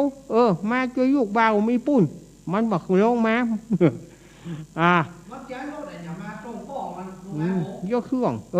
มาจ้องชามเชื่อเวียบ่มีเอาไปทำบุญพระภายน้ำมนต์สถาญาติโยมชัยยันโตโพธิยามูเลสกายานังนันทิวันตาโนเอวังตะวังวิชโยโหหิชยาสุชยมังกะเลอปราชิตปันลังเกสีเสปัทวิปุกกะเลอภิเสเกสาปะพุนทานังอังกัปันโตปะโมตติสุนักขัดตังสุมังการังสุปภาตังสุโหติตังสุกาโนสุโมโหโตจะสุยิทังพรหมจาริสุปทักกินังกายกรรมังวาจากรรมังปทักกินังทักกินังมโนกรรมังอนิติเตทักกินาปทักกินาเนกตวานารพันธาเตปทักกิเนจากที่เฮาพรมน้ำมนต์เป็นที่เรียบร้อยต่อไปก็เป็นรายการเกณฑ์ป้อสมศักดิ์แม่สีเพนแล้วก็บริวารตั้งหลายที่เปิ่นฮับเป็นเจ้าภาพการเทศก็ดีการสวดก็ดีป้อสมศักดิ์แม่สีเพนแล้วก็ศรัทธาญาติโยมนะก็ได้จะน้อยใจเห็นละมาเข้ามาเกณฑ์ตึงหมดเลยมาเกณฑ์ตึงหมดป้อสมศักดิ์เป็นเก้าแม่เพนแต่ลอยป้อศักดิ์นั่นนั่นแม่บุญปานอูบคำแม่บุญปานอูบคำแม่คำอูบคำสองสลีพี่น้องบ้านจ้างกระดาษโยมป้โยมแม่ของอาตมาแม่อุ้ยบางปานโยนานแม่เกณฑ์แล้วกับป้อเมืองเกี้ยวแม่มาลีนางสาวสายฝนกันทาส้มอันนี้ก็โยมป้อโยมแม่แล้วก็น้องสาวมาแม่อุ้ยสุกเกี้ยวมาศรัทธาญาติโยมมาลุงหนุ่ยสว่างเมฆพี่พิสมัยวิไรศักดิ์มาเกณฑ์โดยเฉพาะวันนี้ลุงหนุ่ยเปิ้นเอาเค้กเปิ้นบอกว่าตาลเค้ก3 ปอนด์แต่ เรามีสิทธิ์แค่มอง มีสิทธิ์แค่มองเปิ้นเอาเค้กมาตาล3 ปอนด์ตาลแล้วเปิ้นว่าคอปู่จ้าคืนเพราะว่าอย่างจะเอาไปตัดเลี้ยงแขกได้เลยบ่ต้องปู่จ้าตาลแล้วเขาก็ตึงจะเอาฮื้อตาลแล้วเขาบ่ต้องปู่จ้าละตาลแล้วก็จะเอาคืนฮื้อเอาเปิ้นตาลเค้ก3 ปอนด์แม่สายทองแถม3 ปอนด์ดูแต่มีสิทธิ์แค่มอง มีสิทธิ์แค่มองนะวันนี้เพราะว่ามันเป็นเวลาค่ำยามคืนละไม่ได้กินเนาะ แม่สายทอง3 ปอนด์ดูมาไปแม่บัวคุยลำปางแม่สมบูรณ์แม่สายพินลำปางแล้วก็ภายแถมแม่ฉลาดเจ้ซ้อนภายแถม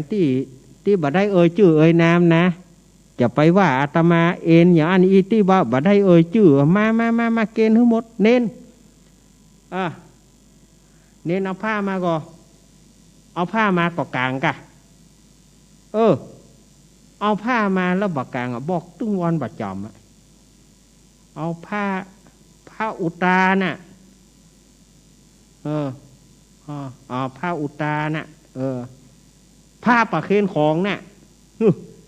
ว่าแยกกับบ่แล้วใจฮอน่ะเอากลางไปโยมผู้หญิงโยมผู้หญิงเปิ้นเกณฑ์นั่นเกณฑ์ทั้งหมด ตีได้เอ่ยชื่อก็ดีบ่ได้เอ่ยชื่อก็ดีมาเกณฑ์ทั้งหมดเลยโอ้ป่อโดมบ้านทุ่งเรดิโอป่อโดมบ้านทุ่งเรดิโอป่อโดมแม่เทียมวอนมาป่อโดมมา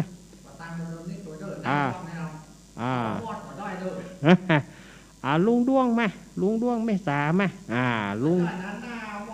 งด้วงป่อหลวงบุญธรรมมาป่อหลวงบุญธรรมแม่หลวงตัวมาเกณฑ์เจว่าบ่เจิญเปิ้นเจิญป่อหลวงบุญธรรมป่อหลวงปากดังเจริญครับป่อแกนศักดิ์สอนรสิงห์มาพี่นานปูจานเขาด้วย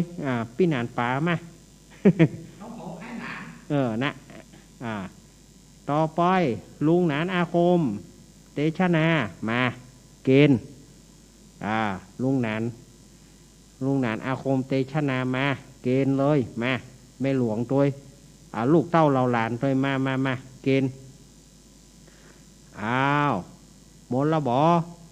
ฝ่ายที่บ่ได้เอ่ยชื่อบ่ได้เอ่ยนามก็มาหมดเลยบ่ต้องได้ห้องแม่จันเรือนสายแม่เดือนเพ็ญทีมวางป่อสะอิงแม่สาคอนป่อสะอิงแม่สาคอน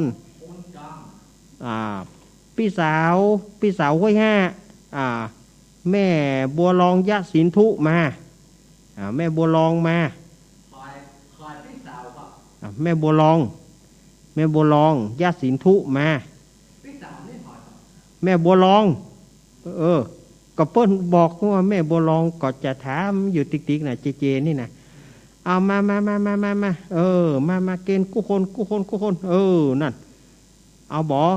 หมดแล้วบ่ที่ยังบ่หมดเตื้อก็มาได้เรื่อยๆมาเอ่ยชื่อพ่องตักถูกพ่องบ่ตักถูกพ่อง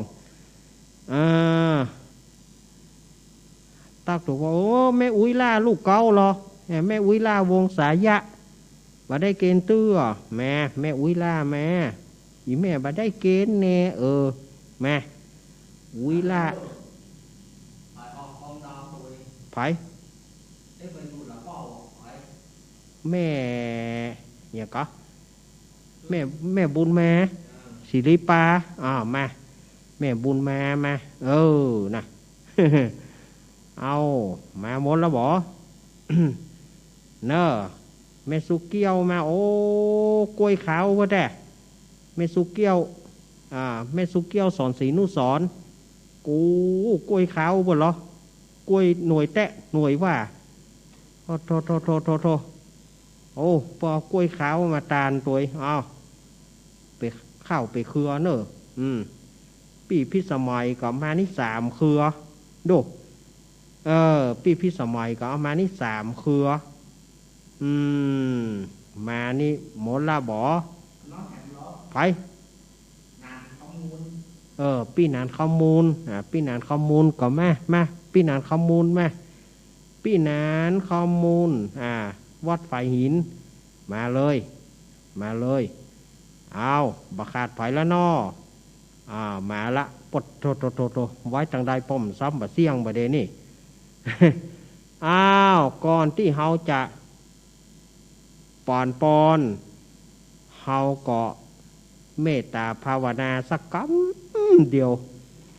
เมตตาภาวนาสักกำเดียวแล้วเฮาจะแผ่บุญกุศลไปหมดเนอขอเวลานิดหนึ่ง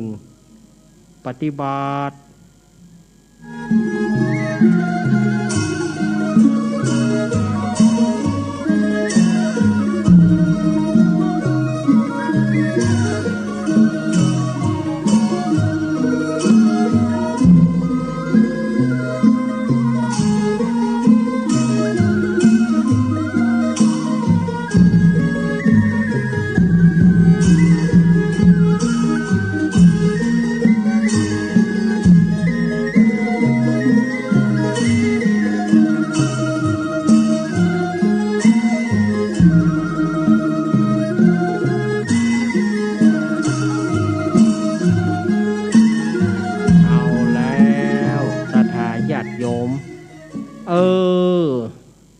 หลังจากที่เราได้แผ่บุญเราได้ เมตตาภาวนาน้อต่อไปเฮาแผ่บุญด้วยกันน้อ ขอเดชะผลบุญนี้ด้วยผลบุญนี้อันข้าพเจ้าทั้งหลายได้สวดมนต์สืบโหราจตาสังกหะปะเปิกเพื่อไล่โควิดไล่โรคร้ายต่างๆเป็นที่เรียบร้อยแล้วขอแผ่ให้กับตัวข้าพเจ้าให้ข้าพเจ้ามีความสุขปราศจากความทุกข์ปราศจากเวรภัยขอให้ข้าพเจ้าทั้งหลายจงอยู่ดีสบายพ้นจากโรคภัยนานายังบ่เต้าแต่นั้นขอผลบุญกุศลแผ่ไปถึงปิตามารดาพ่อแม่ตั้งเท่าแก่สัมพันธวงศาญาติกาญาติมิตรพี่น้องที่ได้ล่วงลับดับขันไปสวัสวาเสื้อบ้านเสื้อเมืองเทพปยดาอารักษ์ต่างหลายสูงสุดมีพรหมโลกเป็นแดนเกิด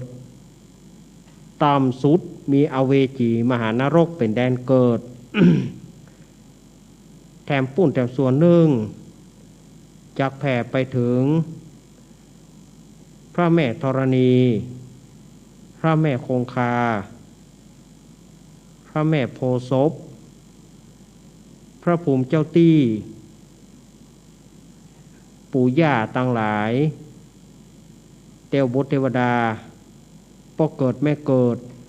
ปู่แถนย่าแถนเจ้ากรรมนายเวรแถมปุ้นแถมส่วนหนึ่งจักแผ่ไปถึงสรรพสัตว์ต่างหลายปานะต่างหลายพูดต่างหลายบุคคลต่างหลายผู้มีอัตภาพต่างหลายสตรีทั้งหลายบุรุษทั้งหลายพระอริยเจ้าทั้งหลาย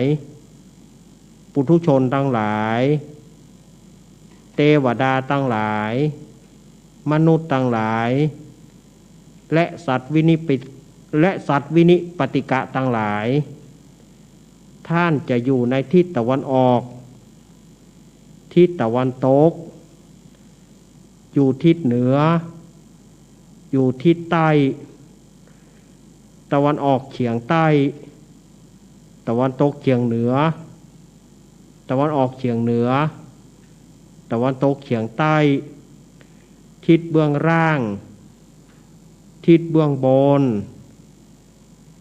ขอท่านทั้งหลาย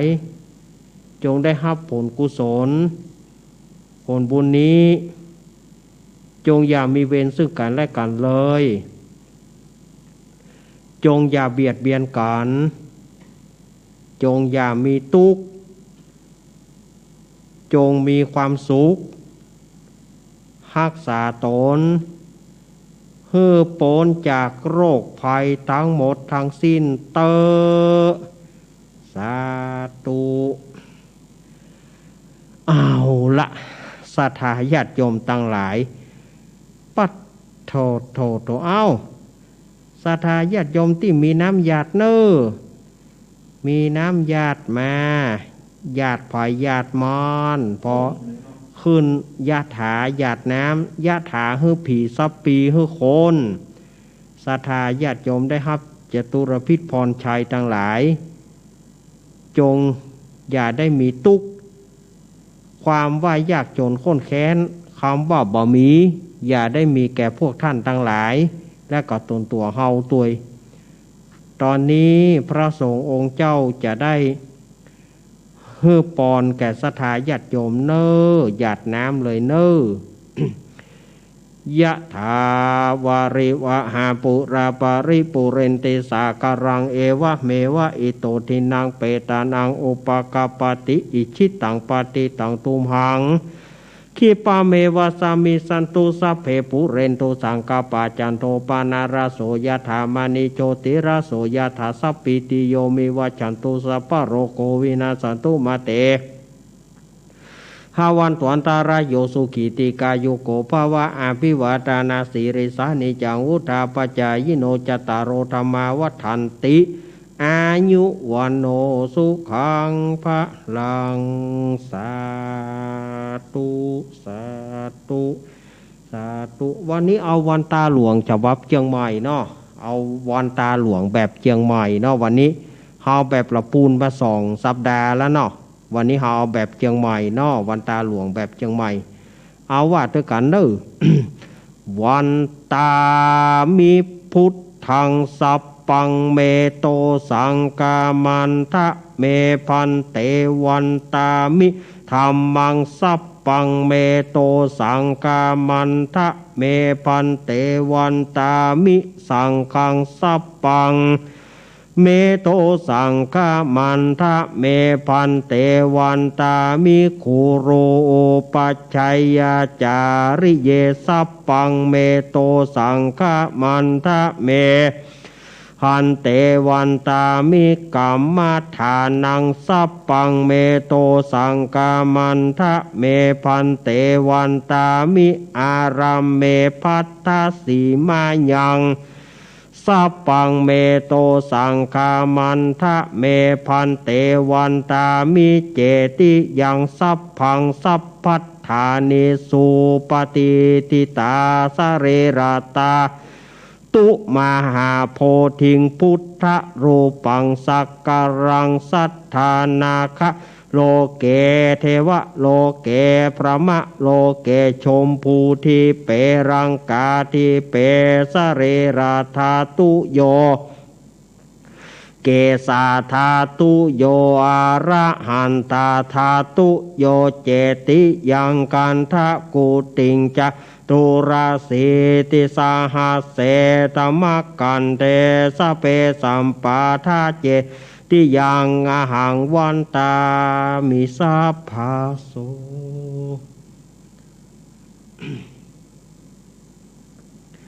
อ้าว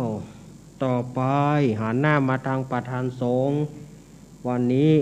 ได้รับเกียรติท่านบิ๊กบอสของเฮาเปิ้นเป็นประธานสงฆ์เอาละศรัทธาญาติโยมวันตาน้อยเน้อวันตามิพันเตสัพปังอาปารัทังกัมมันทะเมพันเตมะญากตังปุญญังสามินะอนุโมทิตาปังสามินากตังปุญญังไมหังทาตาปังสาธุสาธุสาธุอนุโมทามิสาธุเอาเลี้ยวปัดโทยาวเหยียดเฉียดเมืองใต้วันนี้ ยาวเหยียดเฉียดเมืองใต้เดี๋ยวนี้9:28แล้วครับ เอาวันนี้นะศรัทธาญาติโยมเหยม่วนแตะศรัทธาญาติโยมก็วันอังคารนี่อย่างว่านะคนได้ก็จะเอาน้ำมนต์จะเอาน้ำมนต์ติ๊กๆก็เอาอาตมาถึงว่านะมันจะได้ซื้อได้ขายลูกไปเอาที่แม่น้ำพุ่นเนาะน้ำมนต์ตาสิงว่ามีไปถามว่าน้ำมนต์กาสิงศรัทธาญาติโยมก็ถามหากันจะเอาน้ำมนต์เอาได้หมดแล้วเนอะ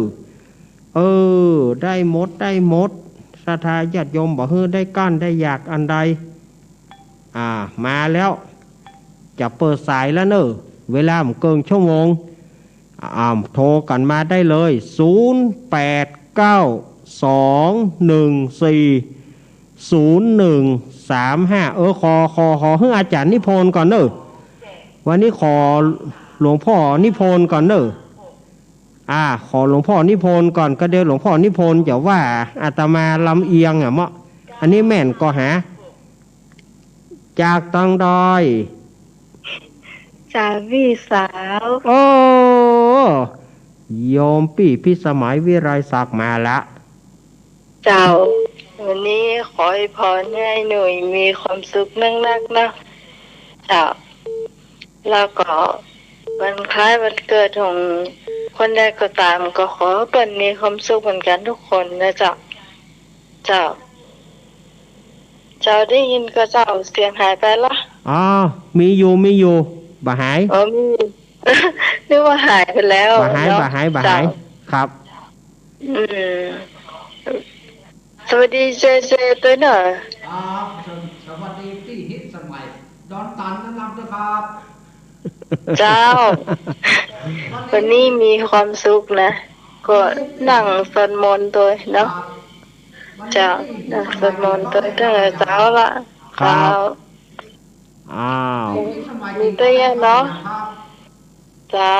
สวัสดีเจ้ากินข้าวแรงกับอะไรยังกินข้าวแรงกับ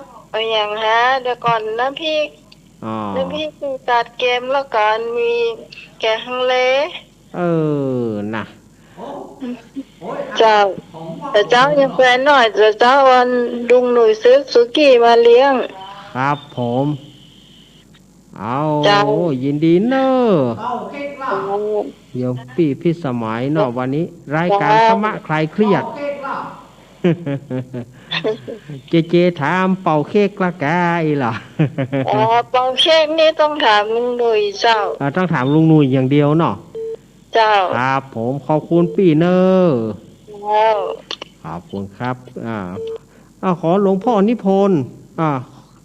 ขอหลวงพ่อนิพนธ์เนอะเดี๋ยวจะหาว่าแหมละเดี๋ยวจะหาว่าลำเอียงแหมละ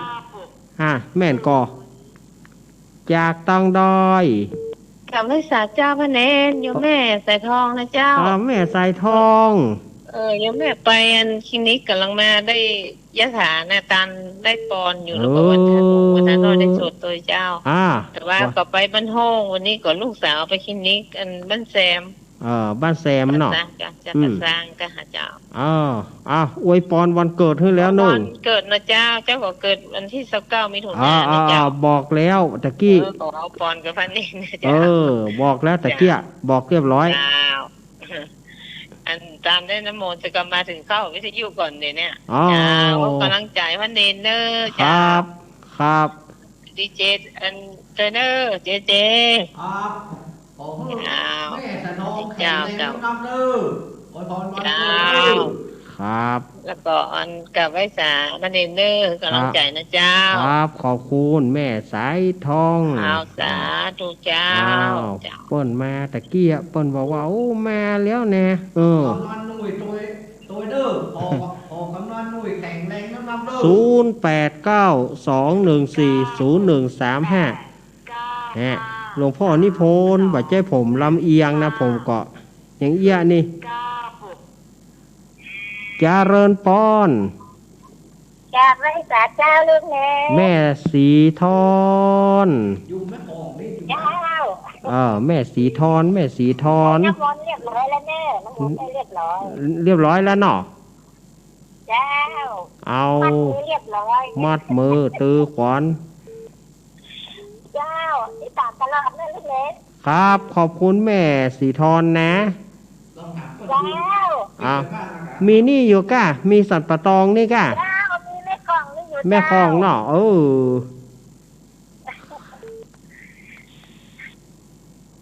ครับเจ้าสาธุเจ้าส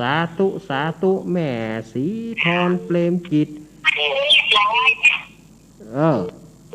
ขอบคุณ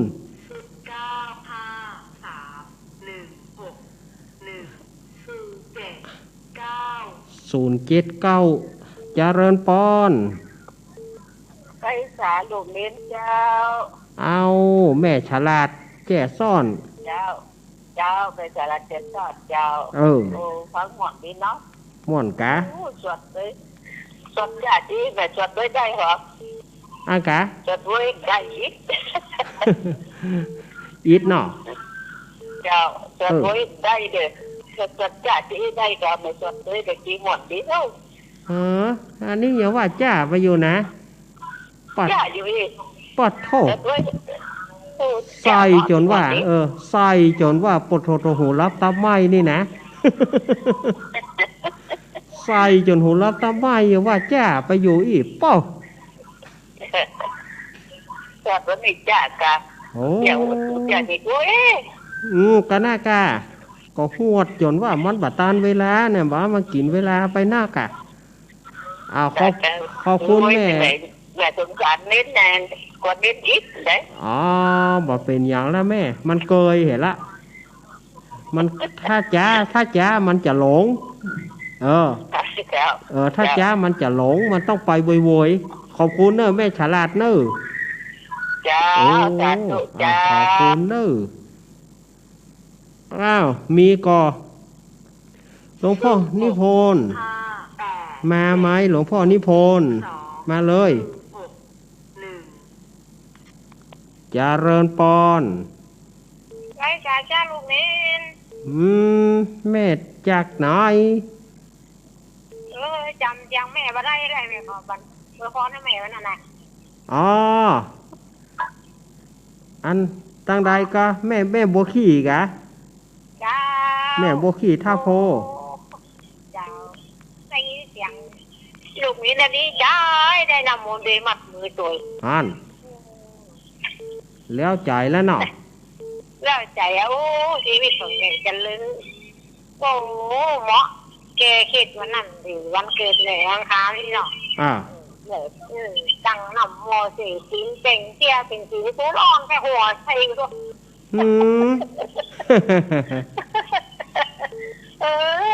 แกคิด แก้หลังแก้เคล็ดแก้หลังครับเอาก็ดีแล้ว กัน กะ ได้มาลำปางกับมาเอลหากินเด้อ น่ากะ แวะจุดหลวงต้นยางงามดีดีว่าต้องเที่ยวนะครับ ขอบคุณแม่บัวขี้เนอะ เจ้ากำลังใจให้เลย ครับขอบคุณมาคนน้อยมาคนน้อยมีหน้าเหียตะกี้08921401319219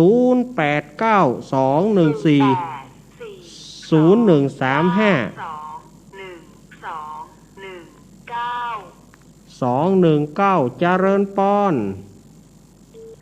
บ้านล่อง แม่ตู้อายุยืน ตู้มันก็พังทุกวันกาวันนั่นเลยโอ้เอามันนะ พังถึงวันเอาแล้วละ พังทุกวันเขาวันการ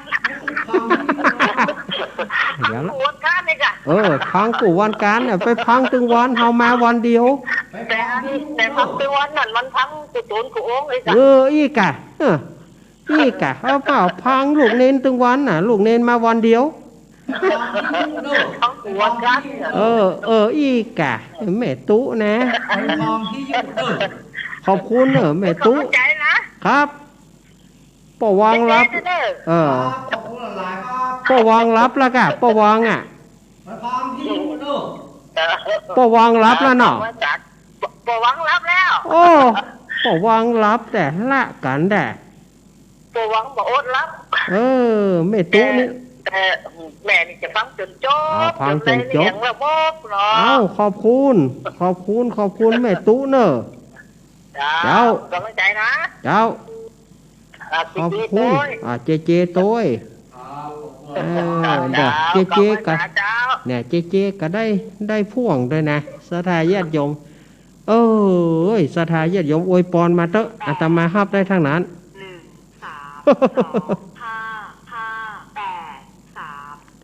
แม่พลอยแม่พลอยสีถ้อยฝางได้มัดมือเรียบร้อยแล้ว มัดมือแล้วเนาะมัดมือเบื้องซ้ายขวานแม่มัดมือเบื้องขวาขวานอยู่วันนี้ไม่พอบอกให้สบายตัวยากะให้หนีดีมาเนอะพอบอกให้สบาย2 วันละได้มัดก็หายละหายโวยๆเนอะเป็นกำลังใจให้หายโวยๆเนอะขอบคุณเจ้าทั่วลวดสืบจะตาให้หมดแล้ว ศรัทธาญาติโยมเดี๋ยวจะว่าอาตมาลำเอียงนะจะไปว่ากันเนอะครับหลวงพ่อวงปิกไปแล้วครับปล่อยลูกมันไปอยู่อย่างนี้ว่าเขาเปิดดีๆกะเปิดมากับว่าได้อ่ะ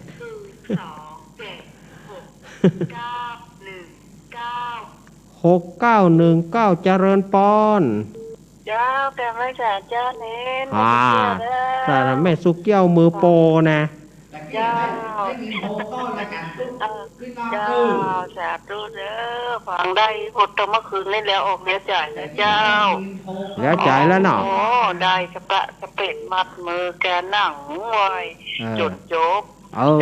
หยาดน้ำหมายตานตัวแล้วหยาดน้ำหมายตานตัวแล้วเจ้าฟังเน้นอยู่เด้อครับเจ๊คือกำลังจ่ายด้วยเจเด้อหลวงหนานโดยก็หลวงหนานนี่ฮะนะเมื่อนะไม่ได้ยินเสียงก็หลวงหนานนะเจ้าน่ากะเจ้าจ้าตุเจ้าครับอ้าวขอบคุณแม่สุกเกี้ยวเนอะโอ้แล้วอกแล้วใจได้ศรัทธาเฮาเนาะ132เจริญปอนอ้าวจากทางได้วังเหนือชื่อป้อหยังรายงานตัวชื่อป้อหยังจากเที่ยวครับผมแล้วสิ่งเว้นตัวมันจะเข้าเหมือนข้ามจำบดฮะข้ามจำบดเรื่องที่มีตัวแปรที่เราไปเยอะก็ได้กะครับที่มีตัวแปรที่มีใจเยอะก็มันก็เป็นเจ้าก็เป็นองค์แหละเป็นเจ้าที่บอกของครับโอ้มันก็ใส่ไปเกี่ยวจะโดนรถที่แล้วแต่แล้วเราเป็นตัวผู้เสียเนี่ยเขาเรียกสาวโจมก็ได้เขาได้ว่าเขาเรียนว่าเขาบอกว่าจะว่าเขาว่าอังจะเป็นสาวที่เป็นตัวกระติกครับป่อว่ากันเลี้ยวละเนาะครับผมขอบคุณเนอะป่อเปิ้นบ่ปิดวิทยุอาตมาขออนุญาตตัดสายเพราะว่ามันวิดวอดมันวิดวอดเจริญปอนจ้าไว้ตาเจ้าเน้นรักเนาะจากบ้านดงฤาษีนะจ้าแม่เอื้องไพรชัยยองเจ้าฟังอยู่เจ้าเน้นแม่จะแฟนซับเน้นรักนี่มันน่ากดแบบใครได้เจ้ากดแบบใครได้เนาะเจ้ากำลังได้เดียวเนี่ยแต่ไม่ใช่เจ้าอะไรเนี่ยอ้วนถ้าจะจรบื้นก่อนเจ้าขอบใจเน้นเนอที่วันนั้นที่รายการเจ้าลุงเน้นนั้นคือปอนมานะครับปอนมาครับเจ้าไว้สาเจ้านี่แม่เอื้องไพรอยู่ดีมีสุขเนี่ยแม่เอื้องไพรเนอะจ้าไว้สาเจ้าดงฤาษีอำเภอบ้านโฮงแม่เอื้องไพรชัยยองมาโอ้โธ่383เจริญปอนวัดเจ้ามหาเลนยายแม่อินสังอยู่เลยแม่อุ้ยอินสะเมิงมาแล้วเสมองมาหัวยังมาหายจ้ะนะมาหัวมาหายเตื้อกำเดียวถ้าจะได้ถ้าบารับเตื้อประมาณเกินชั่วโมงแม่โทรมาหำกำเนอะแต่ถ้ารับแล้วก็ติดตามเจ้ากันลุดไปอยู่ถ้าประมาณอย่าได้ฟังก็อาการเนอะท่านอย่าได้ก็ขอประมาณเกินชั่วโมงเนาะอินเนาะครับเจ้าก็โทรบัดติดโทรบัดติดฟังก้นการเนาะครับอินเดี๋ยวก้อยโทรมาแหมสักเกินชั่วโมงอินก้อยโทรมาแหมกำเนาะเดี๋ยวจะ913เจริญปอนไว้สาเจ้าลูกเนนจากทางใดแม่จากกุ้ยแดงป่าคอยใต้เจ้าดอยป่าโคงมาแล้วดอยป่าโคงดงป่าคอยกดจะติดกดยากเนี่ย เนี่ย เจ้า ถูกหลวงพ่อนิพนธ์เล่นงานน่ะลำเอียงว่ะ ฟังอยู่เนอะเจ้า ครับ เจ้าไว้สาเนอะ แม่ ฝาก อุ้ย เจด้วยเนอะ ขอบคุณหลาย แม่อุ้ยแดง ดอกตะล่อม เจ้า ดอยปะโคง แต่เจ้าก็ได้ยินเหรอที่เสียงที่เปิ้นบันทึกของอันหลวงปู่ทองแต่เจ้าอ่ะ มีเหรอดอยปะโคงเนี่ย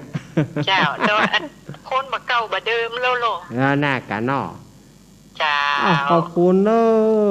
แม่ ไว้สา แด เจ้าง รักษา รัต สุขภาพด้วยเนอะ ครับ ขอบคุณแม่ เจ้า แดง เจ้า รัตนา ดอกตะร่อมดอกตะร่อมนี่ก็ปลาคอยใต้เนอะเจียงใหม่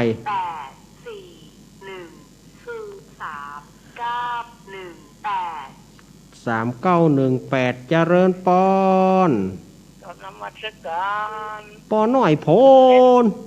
ครับผม โอ้ปอหน่อยหายไปเมินแน่ ทุกบ่ได้หายก็ทุกอาการครับหมดทันเขา บัตานแต่ โอ้ บัตานครับ มาแต่ละ แต่กี้ก็ติดแล้วดับไปยะ เออ โอ้ดีใจเด้อก็ ครับ ที่ว่าจะแจมเลยทำบุญเพราะผมอยู่ไกลน้องว่าจ้างนี่ไปนี่อย่างไรกันนี่ บาเป็นหยังบาเป็นหยังขอแนะว่าเป็นคนฟังกันแล้วกันป้าน้อย ครับ เป็นคนฟังตะกันก็เอาแล้ว ทำบุญแบบว่าตกลงนั่นแหละกะ บาเป็นหยังถือว่าเป็นนักฟังกันแล้วฮะนะน้อ ครับ ยินดีป้าน้อยนัก ดีใจ นะ ด้วยเนาะ ครับ ยินต้องเลี้ยงเสียงปาก น่า เอก ะ อ ป้าน้อยก็อยู่ดีมีสุขเนอะ ครับ ครับ หลังคำสอนด่านเน้นเจ้าดีใจด้วย อื ขอ ม อายุมันขวัญยืนเนอะ สาธุสาธุขอบคุณเนอะป้าน้อยเนอะ ได้จากโลกใครได้มาไกลมาไกลกับ ครับ ตัวเองกับผมเนาะเพาะ ครับ ครอบครัวครับเนอะ ครับขอบคุณป้าน้อย เฮาอวยพรให้ป้าน้อยก็อวยพรปิกมาให้เฮา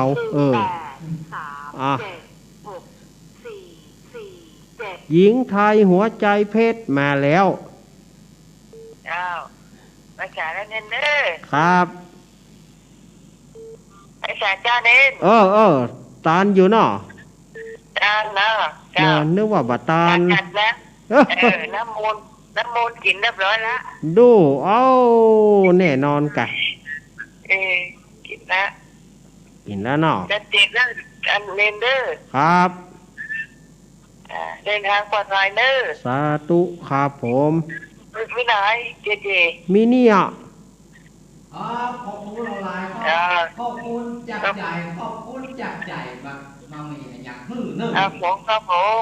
ขอบคุณแม่เพนเนอร์ รับฝันดีได้เจเด้อ หญิง จะมีหัวใจเน้นเด้อใจนี่ก็ ค เด้อ รับหญิงไทยหัวใจเพชรมาละแม่เพนของเฮานี่นะสะพานบูนเนี่ยสะพ่องก็คอน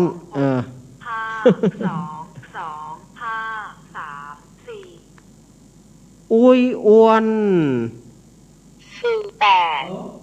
อุ้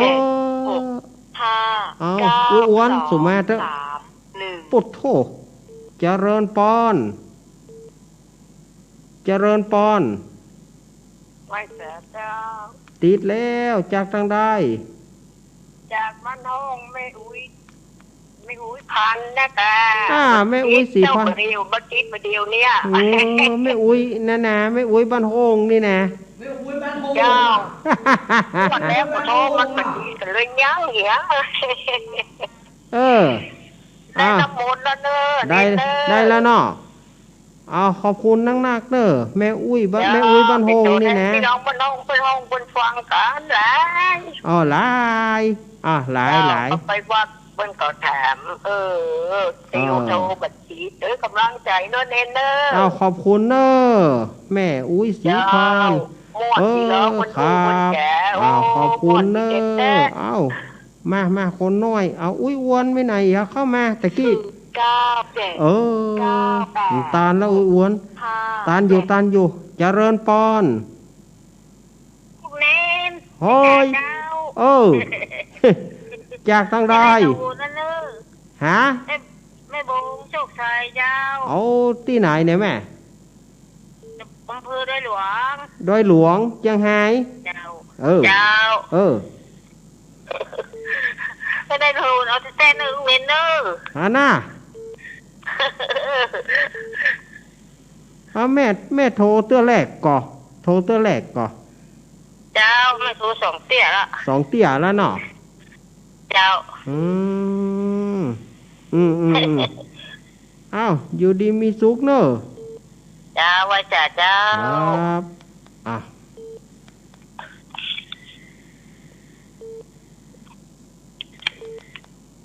เจริญปอนเดี๋ยวมาไหนยะ8 4 3 6เอาเลยเจริญปอนอย่าเจ้าลูกเนนแม่บุญหลงเจ้าแม่บุญหลงโทรไม่สายแรกละโทรธรรมะสายแรกละมันบ่ได้แต่เดียวแม่บุญหลงแม่บุญแต่ว่าได้เดียวดอกอำเภอลีได้น้ำมนต์ได้หมดละได้น้ำมนต์แล้วเนาะแม่บุญหลงเจ้าเตรียมไว้จะมีหัวค่ำแล้วลูกนี้โอ้เนี่ยก็ถึงวันอังคารมานะสัตตาขอโทรหาจะเอาน้ำมนต์พ่องก็ท่าอยู่เนี่ยนะมาละกะก็มาแล้วแต่มาบอกถึงเวลาเตื้อกินข้าวแรงละเกียมละเอายินดีแม่บุญหลงเนอะวันลีบ้านบวกอำเภอลีมาเวาะตัวก้นเลาะไปเมืองลี9 3เจริญปอนไปสาเจ้าลูกเล่นแม่กองแรงจำเสียงได้ดีแล้วแม่กองแรงเกิดเมื่อค่ำจิตใจเนี่ยเด็กทั้งสวดมนต์ทั้งเนี่ยหวานยี่หวานเย็นหวานใครที่โจ๊กง่ายๆบอกใครให้โจ๊กง่ายก็บอกให้โจ๊กก็จะวันนาจะทำมาอันเหลียงว่าอูเนอร์มาเหล่าเนินไม่ได้เดี๋ยวขอไปช่วงภาษาเนาะไปช่วงเข้าภาษาปุ่นเนาะประเด็นนี้ขอให้มันโรคโควิดอย่างมันซาเหตุก่อนเนาะได้เลยแม่กองแรงขอบคุณเนอะเป็นกำลังใจเด้อครับแม่กองแรงเกิดเมื่อค่ำนะแม่กองแรงนี่นะ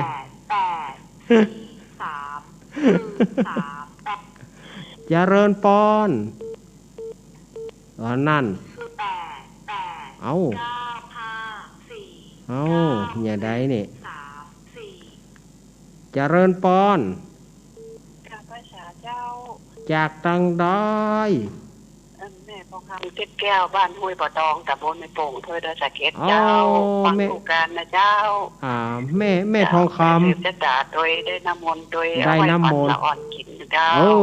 ดีแล้วเจ้าขอความขอบว่าแม่มีความสุขละกอดเล่นน้อยก็ขอแข็งแรงเนอรักษาสุขภาพนะเจ้าขอบคุณเนอเจ้าดีเจด้วยนะเจ้ารักษาสุขภาพนะเจ้าครับขอบคุณเนอโชคดีเหมือนกันทุกคนที่ได้ฟังนี่นะเจ้าครับแม่ฟองคำติบเกี่ยวอุ้ยเปิ้นว่าเน้นหน่อยโทเตะเนาะเปิ้นว่าเน้น9 6 3 3 2 1 5เจริญปอนยายพรออกมาอย่างบะเดียวหารับละ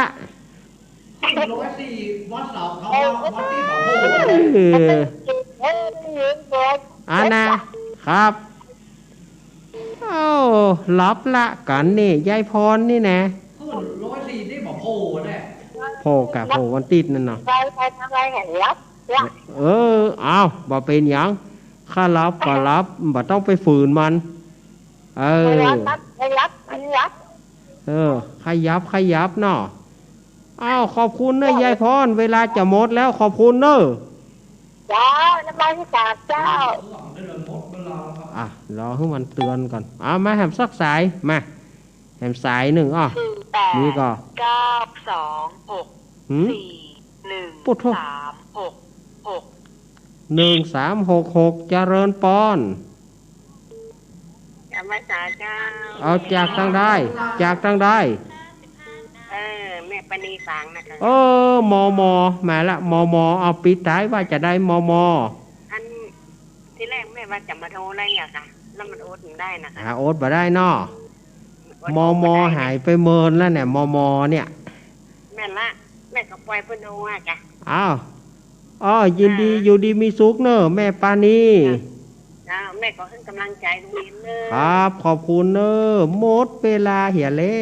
วอาตมาก็บ่อยากจะจากศรัทธาญาติโยมแต่มันจำเป็นต้องไปเพราะเวลามันหมดศรัทธาญาติโยมอยู่ดีมีสุขเนอะอันนี้หลังไม้เนอะขอให้ศรัทธาญาติโยมเฮาอยู่ดีมีสุขอยู่ดีกินหวานต้านต้อมเหมือนกันจุปู้จุคนนั่นจงจักมีอายุวันโนสุขังปะลัง